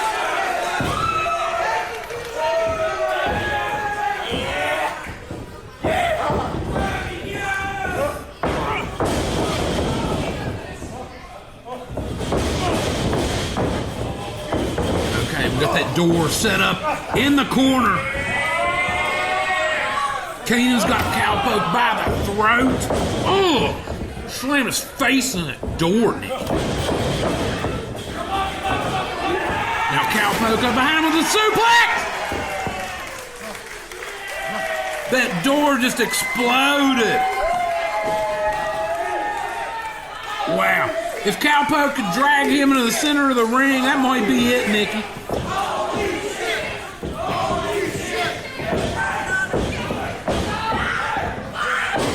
Okay, he's pulled him out, going for that pin. Wait a minute, here comes Nick Hamrick getting involved again. Come on. Now, no disqualification. This is a no DQ, no countout Spider Crowley street fight, so no disqualification there. But that's just dirty. And they're the new franchise players go again, just being in and breaking the rules. Gorgeous Greg in the ring now. Gorgeous Greg in the ring. Oh, but we got Greg. Just got DDT'd. He's got DDT'd, Nick. Oh, but a Canaan Claymore kick. A Canaan Claymore kick, and then Nick Hamrick throwing referee Cameron back in the ring. Seems like all his extracurriculars gave Canaan time to get his air back and take away Cowpoke's momentum. The winner and still ACW undisputed heavyweight champion, Kane and Kristopher. Way to suck the air out of the rim, guys. With these unfortunate. The undefeated singles streak, Cowpoke Paul, has been ended. And these guys continue to put the boots and choke. Just disrespect. As a triple team on Cowpoke Paul, and the insult to injury. I'll just stomp that belt in his face. Wait a minute, here comes Commissioner Ronnie. And Bruce and Corey coming to the rescue here. Oh, DDT, there's that DDT. He just caught Greg with that DDT. We got Commissioner Ronnie in the ring. See if we can maintain, try to get some kind of order established here. Good luck. Ronnie's gonna need 2 ties. So these guys continue to just brawl outside the ring. Oh, but Kane and Kristopher caught Commissioner Ronnie with a clothesline. Bruce continuing to go to war with Nick Hamrick on the outside of the ring. Commissioner Ronnie laid out. Kane and Kristopher just caught the commissioner. And Ronnie's hurt. He's still recovering from that broken leg, Nicky. Oh, going for that Kane and Claymore, but Commissioner Ronnie moved out of the way. That patented Ron Mathis fall away slam.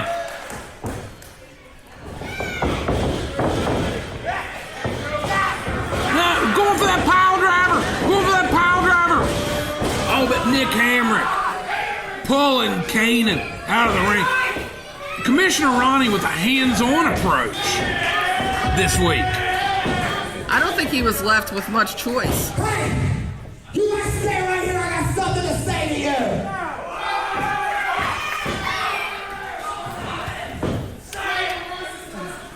I have a couple of announcements, so I'm glad all of you nerds are out here right now. I'm not a nerd. You're not a nerd. think he was being kind, using the word nerd. I have a few things to announce. First things first. Let's hear it. Next Friday, ACW has another show. Who's going to be in that show? Well, the first piece of news is that night next Friday is my last night on job as commissioner. Yeah! I would like to thank ACW for giving me the position and keeping me involved while I'm injured and giving me some authority, which quite frankly was insane. It was insane, but it worked out quite well. Yeah, sucks for being great for you, right? I'm not in charge where I've lost my authority. That's nothing but good news for you guys, right? Yeah. Actually, coming to my second announcement. What is good news for us? June 12th begins beat-up season. Yeah! And as one of my final decisions, I went ahead and signed an ACW heavyweight championship match.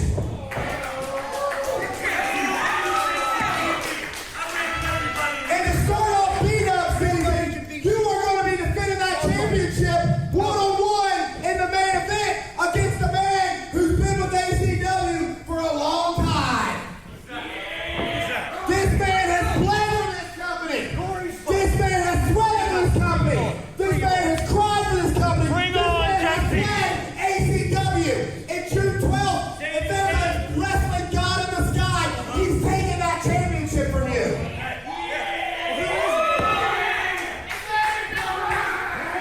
Because as one of my final actions as ACW Commissioner, June 12th, in the main event, at the beginning of beat-up season, you, my man, will be defending that championship against the White Trash Maniac!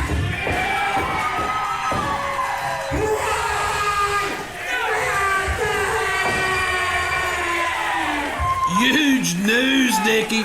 Commissioner is one of his last acts as commissioner of ACW. He's put together a main event for Schools Out, June 12th, Cross Lanes B-Dubs. Coming after you. Undisputed heavyweight champion Kane and Kristopher must defend against Mathis. Ron Mathis. It is return to action in ACW. I don't think any one of the new franchise players is used to having any sort of answer to their bullying, but I think they just got it. Well, Ron Mathis did an amazing job as commissioner. And next week at Oak Hill will be his last day on the job. But as one of his last acts,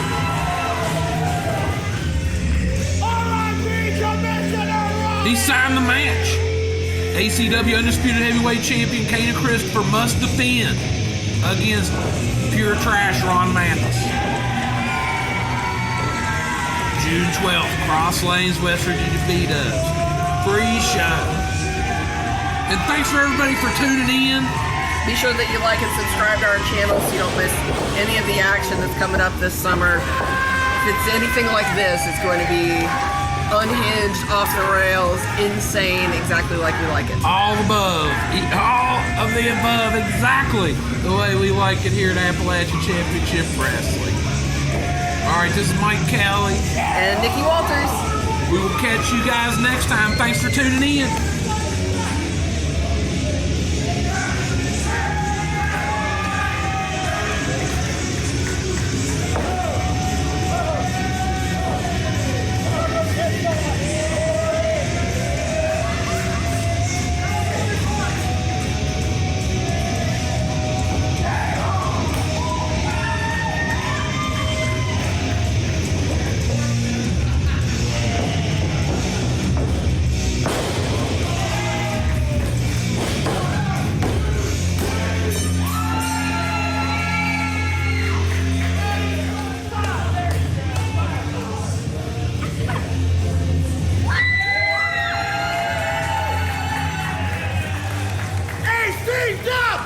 ACW!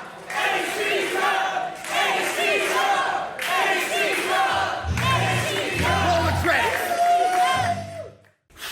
Oh, wait!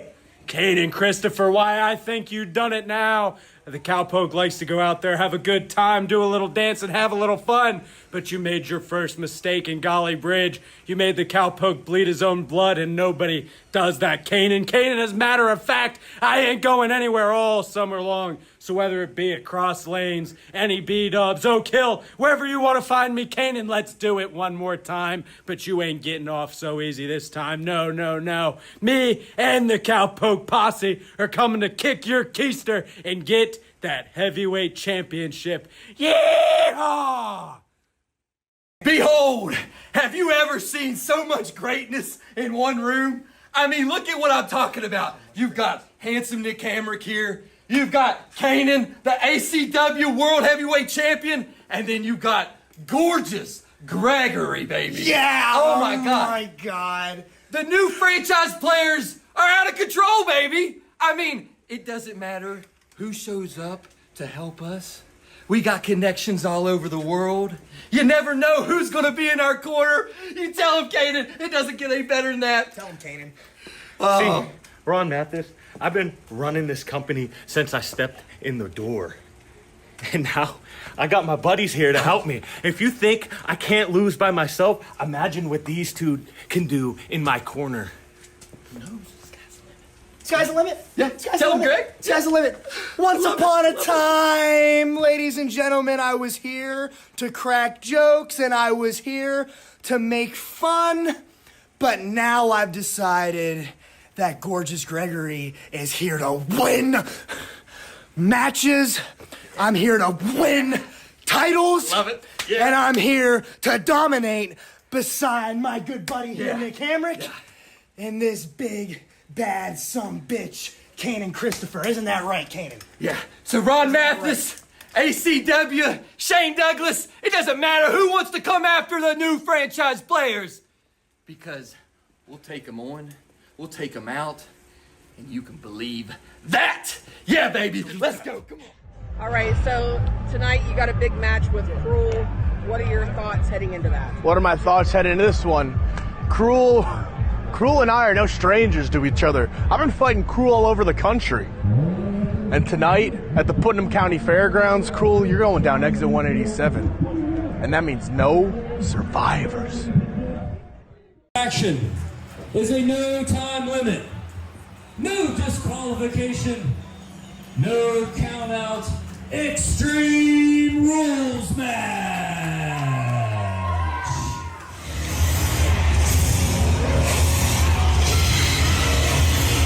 Introducing first, standing nearly 7 feet tall, the atrocity, Krule.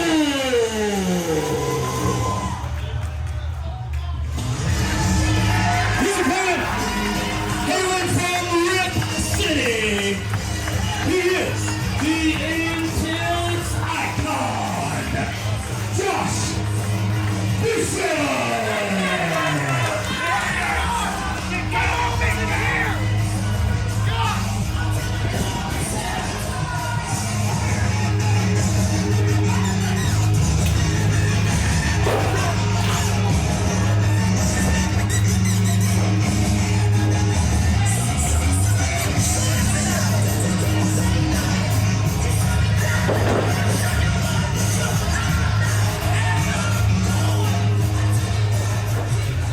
All right, Nikki.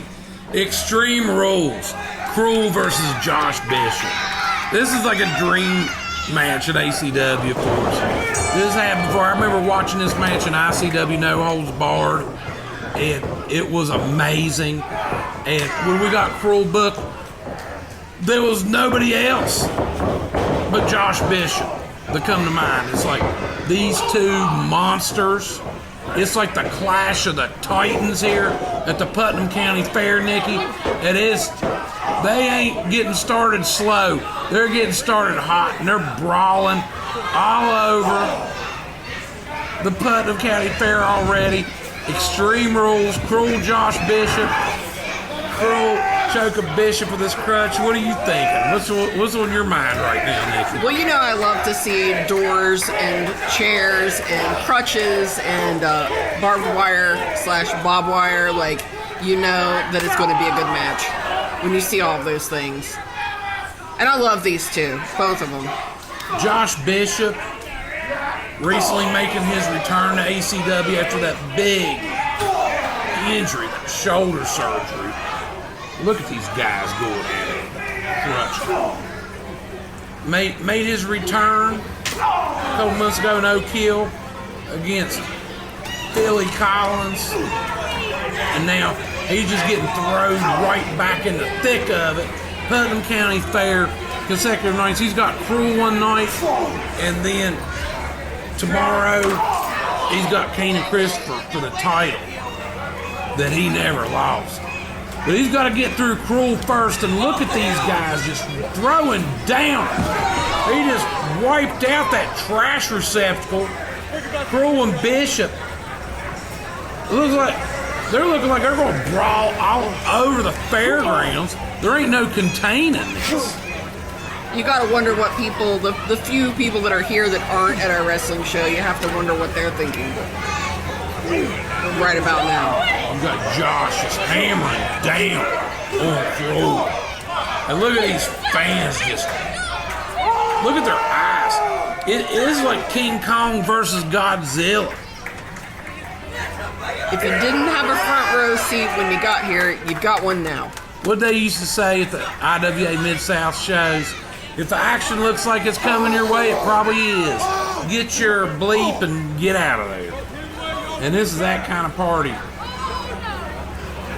Josh Bishop just, kids going, running, flying. Not the vet center van. Oh. Okay, we'll pretend like that didn't just happen. And we'll pretend like that didn't just happen too. All right. I told you. I think the feller with the van may be wondering what the heck. Look at them. They're out there. They're partying. They're like down in the concession area. Oh, look at these guys just exchanging shots. And these fans here at the Putnam County Fair, they don't know what to think. They don't know what hit them. But they do know they don't want to miss 1 second of it because they're following right along with all of the action. Krule choking Bishop on that tent rope. And you knew this was going to be a war. Oh, when I heard that Krule was going to be on the show, I knew that it was going to be epic. Okay, as he blasts Josh Bishop's head to that apron. He's got a chair, Nikki. He's got a chair. This is Extreme Rules. Anything goes. As the fans are, he caught Bishop right in the forearm. Bishop's lucky he didn't catch him right inside the head with that one. As these fans are starting to filter back into the tent. Most of them followed the action down there. I mean, they were probably lucky they even got back. Bishop with a chair, bringing it down the back of Krule. Nikki, this Krule's like 7 foot tall. Yeah, there's a presence to him when he comes into the ring. As he just stands there and just handles this blast after blast to the head. He just clotheslined Josh Bishop like through that trash can lid. And these are two of the top independent wrestlers on the circuit. You got Krule, who you've seen him all over ICW, No Holds Barred, Major League Wrestling. You got Josh Bishop. You've seen him all over the place. GCW, one of the top wrestlers in the Fourth Rope promotion, one of the hottest new indies on the scene. And being able to bring athletes like this to the Putnam County Fair, this is what it's all about. It's Krule just absolutely decimating Josh Bishop with that trash can. Much to the delight of the fans. Oh, but Bishop with a big boot. He just kicked Krule through that trash can. Krule's a monster. He's an atrocity. But he is, I guess, a mortal man. I mean, he feels pain. Bishop just tackled him through that door.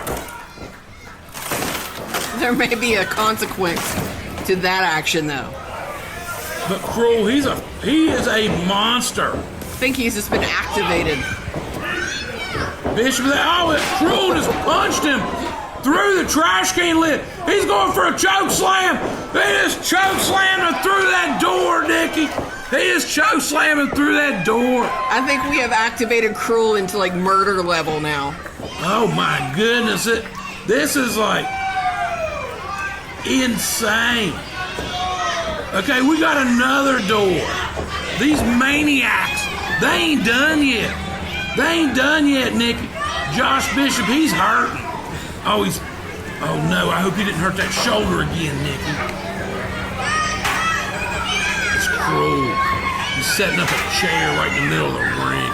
Who knows what kind of sick, twisted thoughts are going through his head right now. Is he looking to choke slam Bishop through that chair? But Bishop, with an elbow to the side of Krule's head. Look, he just DDT'd Krule to that chair. He just DDT'd him, Dickie. Bishop, cracking Krule that chair. And he's got him up. He's got him up, Dickie. He's just slammed him through that door. He just slammed through that door and he's hooked that leg. Josh Bishop has defeated the atrocity Krule at the Putnam County Fair. Of the Extreme Rules match, the intense icon, Josh Bishop. Josh Bishop defeats the atrocity Krule. Next up on Bishop's hit list tomorrow, the heavyweight champion Kane and Kristopher.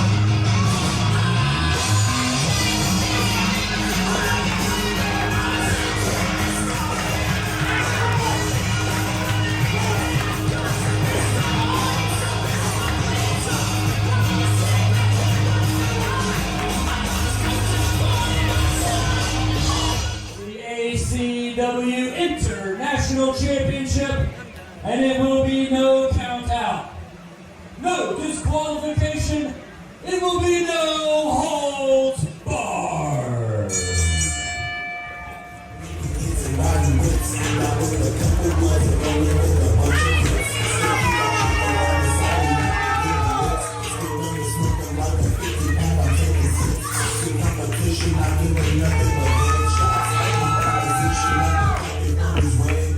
Introducing first, weighing 212 pounds, and hailing from the 614. He is the Appalachian Championship Wrestling International Champion. He is the Problem Child, Zaiden Kane.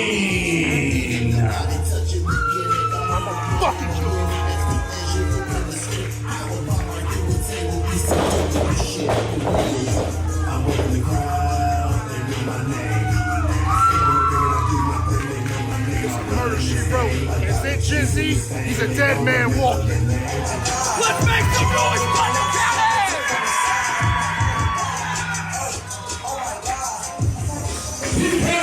The challenger. Get on your feet! Let's go! Hailing from Hurricane, West Virginia, it's your boy, GenZ.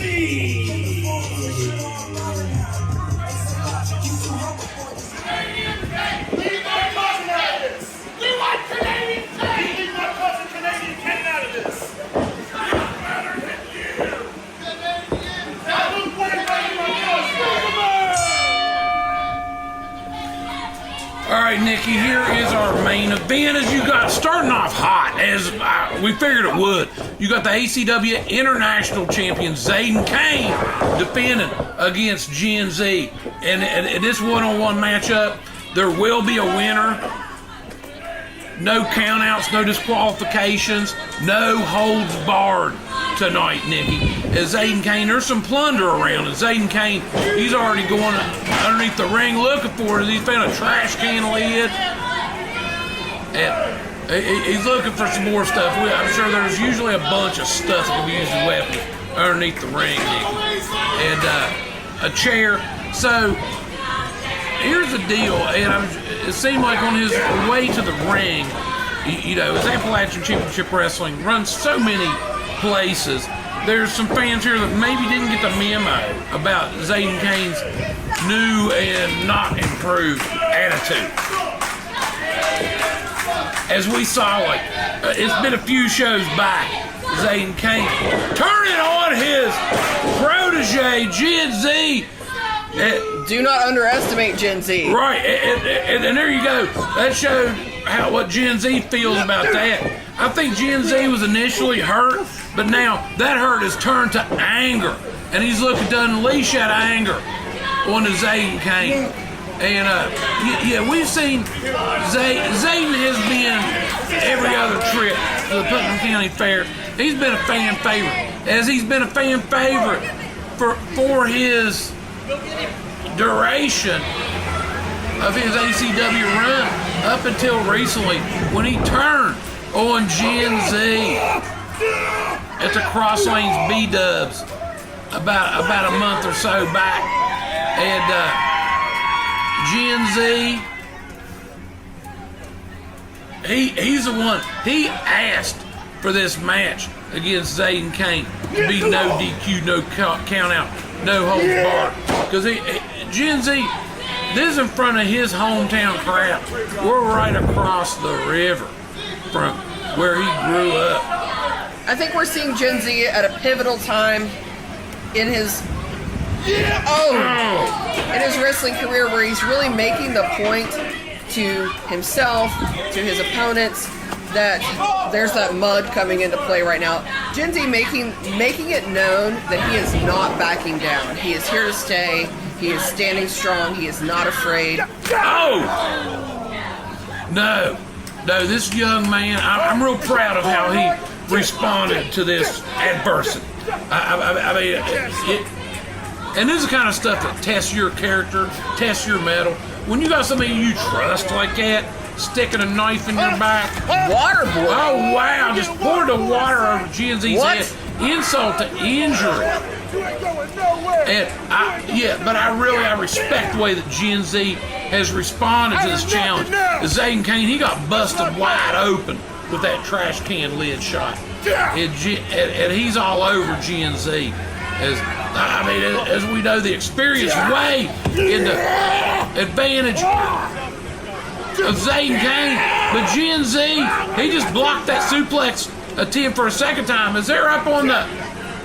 Oh, there's no give. There's no give there. That's the ring trailer, Nikki. So that thing is built sturdy enough. That's what we run this ring back and forth with. And GenZ just catching Zaiden Kane with a big suplex. Let's hear it, Putnam on the ring trailer. Yeah, we saw these guys slipping and sliding around in the mud.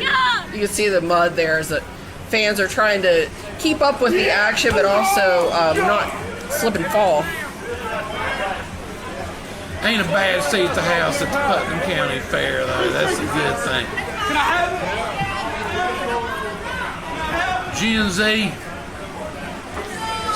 stalking. Oh! He just knocked Zaiden upside the head with a lemonade. Just knocked him upside the head with a lemonade, Dickie.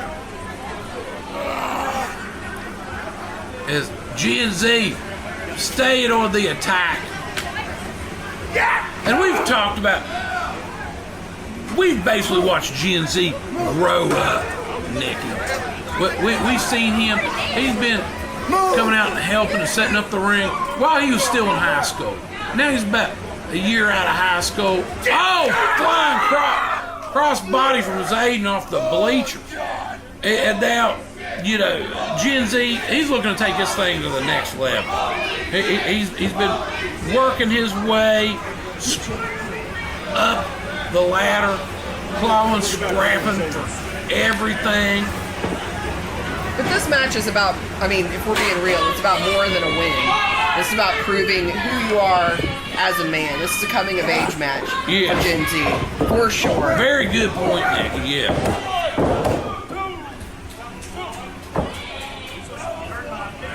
Is GenZ, he's got some shots for the international title against Zaiden Kane in the past.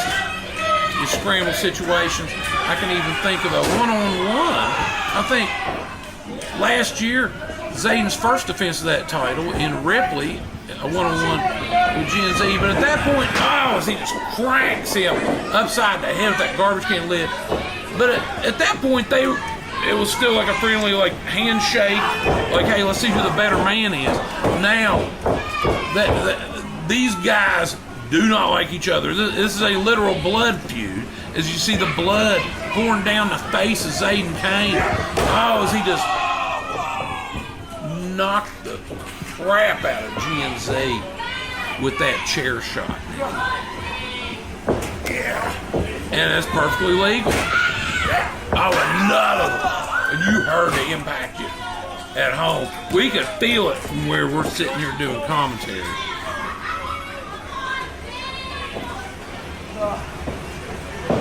Now he's got that wooden crutch. And he's using it to choke GenZ, which is perfectly legal. It's perfectly legal in this situation, Nikki. It has to be hard for GenZ's friends and family to watch this match. I can't even imagine. Teeing up and just blasting him across the back. Yeah, I know. GenZ's mom's here. GenZ's little brother is here. They've been very supportive of GenZ, but I don't know if they've ever seen him in a situation like this. As this is a tug of war with that crutch now, and GenZ just knocked Zaiden in the back with that crutch. That thing is.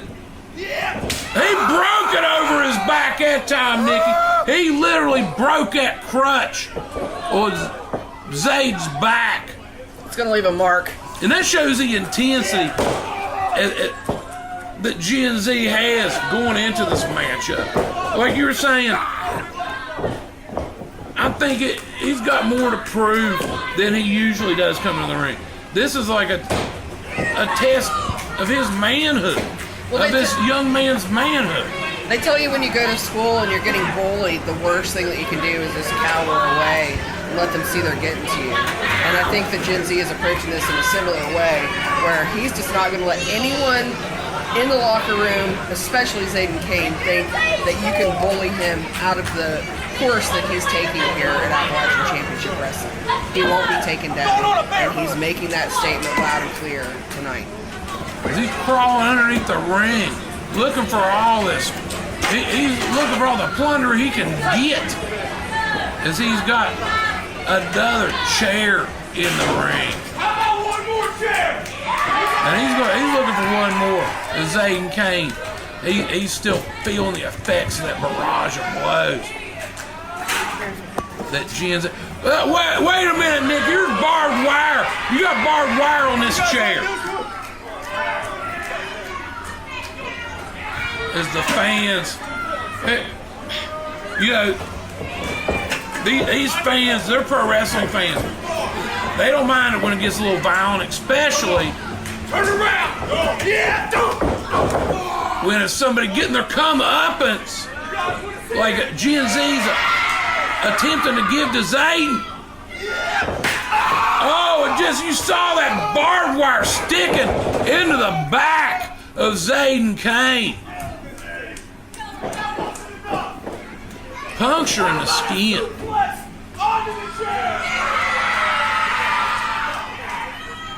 As the fans voice their approval. But you know what? I think the fans, they've seen enough of Zaiden and the way he's doing people now, and they're wanting to see him getting a little something back, is GenZ setting him up for a suplex. Suplex Zaiden onto that barbed wire chair right in the center of the ring is referee Wesley. But Zaiden Kane, the international champion, kicking out at 2.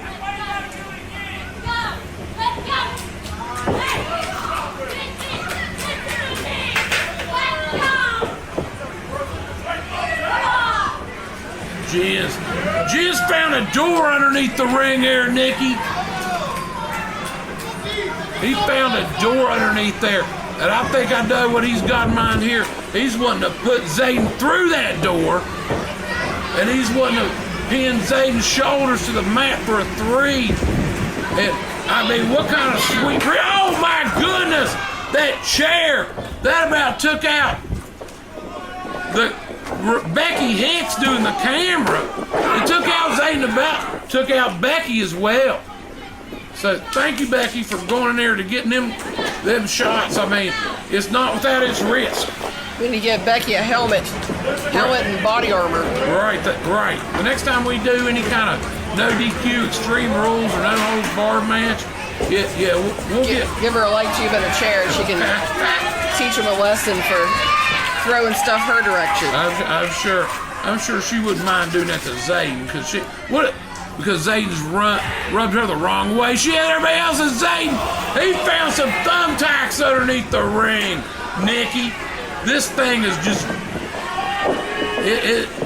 has taken the violence. It just went to the next level at this point as we got thumbtacks in the ring. Zaiden continue to punish GenZ. Working on him. He's got him up on the second rope here. I think I know what he's got in mind. He's going to try to superplex this young man into the thumbtacks.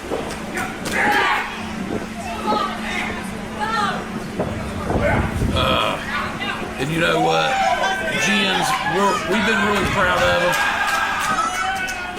Been putting up a heck of a fight, but if Zaiden nails this, it's over.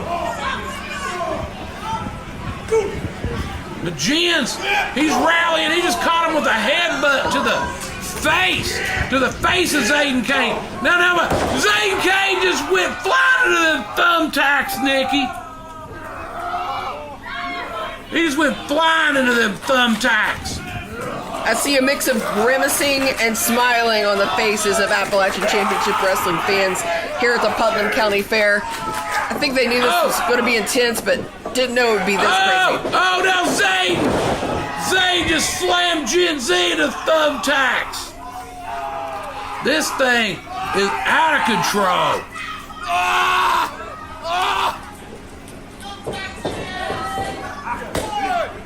Oh, that might have been a bit of a overconfidence with that cover there as he was attempting. He didn't hook the leg. He used that extra hand to add insult to injury there. Zaiden just like absolutely just blasted GenZ with that chair shot.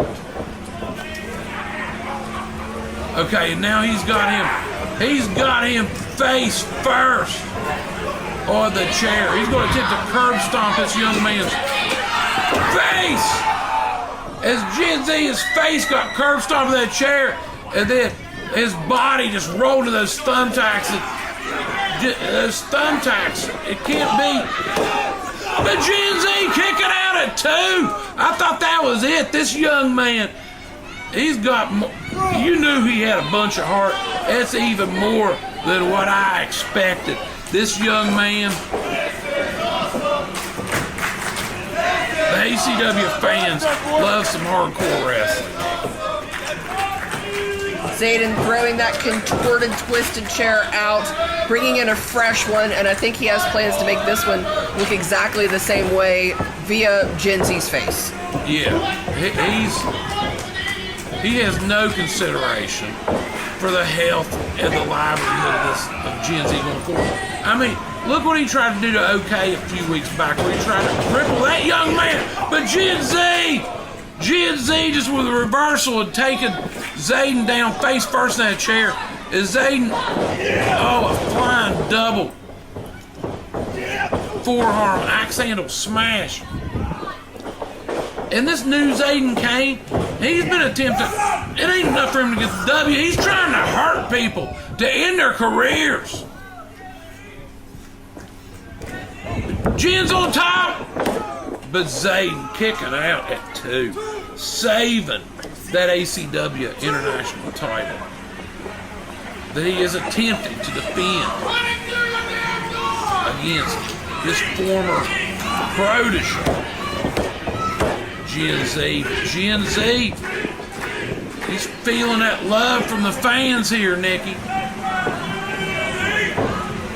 And he's got his friends and family. He's right down the road from where he grew up, went to school, but Zaiden, oh, Zaiden, just tossing GenZ to where his head just hit that corner post, and that corner post. I mean, you talk about the apron being the most unforgiving part of the ring. That corner post, that's basically just a piece of just, not even hollow. That thing's pure steel. Looks like Zaiden has a plan. And that plan includes putting this door on them chairs and driving GenZ through it. That's the plan, Nikki. Oh, I know. I can see the plan, but I don't think Z wants to see this plan. No, and as much an Appalachian Championship Wrestling fans love some hardcore wrestling, but they don't want to see one of their favorites, GenZ, have his young career destroyed. And Zaiden, he had just curb stomped Gens through that chair. I think he was going to try to curb stomp him through that door. But GenZ, this young man, he ain't giving up for nothing, Nikki. As he's rocked Zaiden with a couple blows, and now he's a big superplex. GenZ catches Zaiden with a big superplex through that door, Nikki. Wow, this has been a war. I can tell these fans, they're loving this thing. As GenZ, he's climbing up to the top rope here, Nikki. He's climbing up to the top rope. Big dive. As he's climbing on top, hooking that leg. With a 3 count! With a 3 count, GenZ is your new ACW International Champion, Nikki. The winner and the new ACW International Champion, it's your boy, GenZ! What a way to cap off this 2-day stand at the Putnam County Fair. As local hometown kid, GenZ, with I'd have to say that's an upset due to the experience level of Zaiden Kane. GenZ defeating arch enemy Zaiden Kane for the ACW International Championship.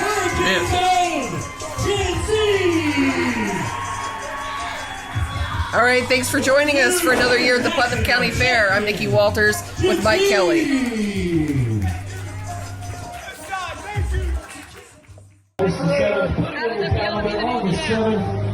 You know, Thursday, we return to the Buffalo. I've known Zaiden Kane since I was a wee little boy, and getting to wrestle him in this type of match, I hate to say it's a dream come true, but it really is. But being able to beat him and become the new ACW International Champion, it's honestly surreal. But I wouldn't want to do it anywhere else but my home in Putnam County.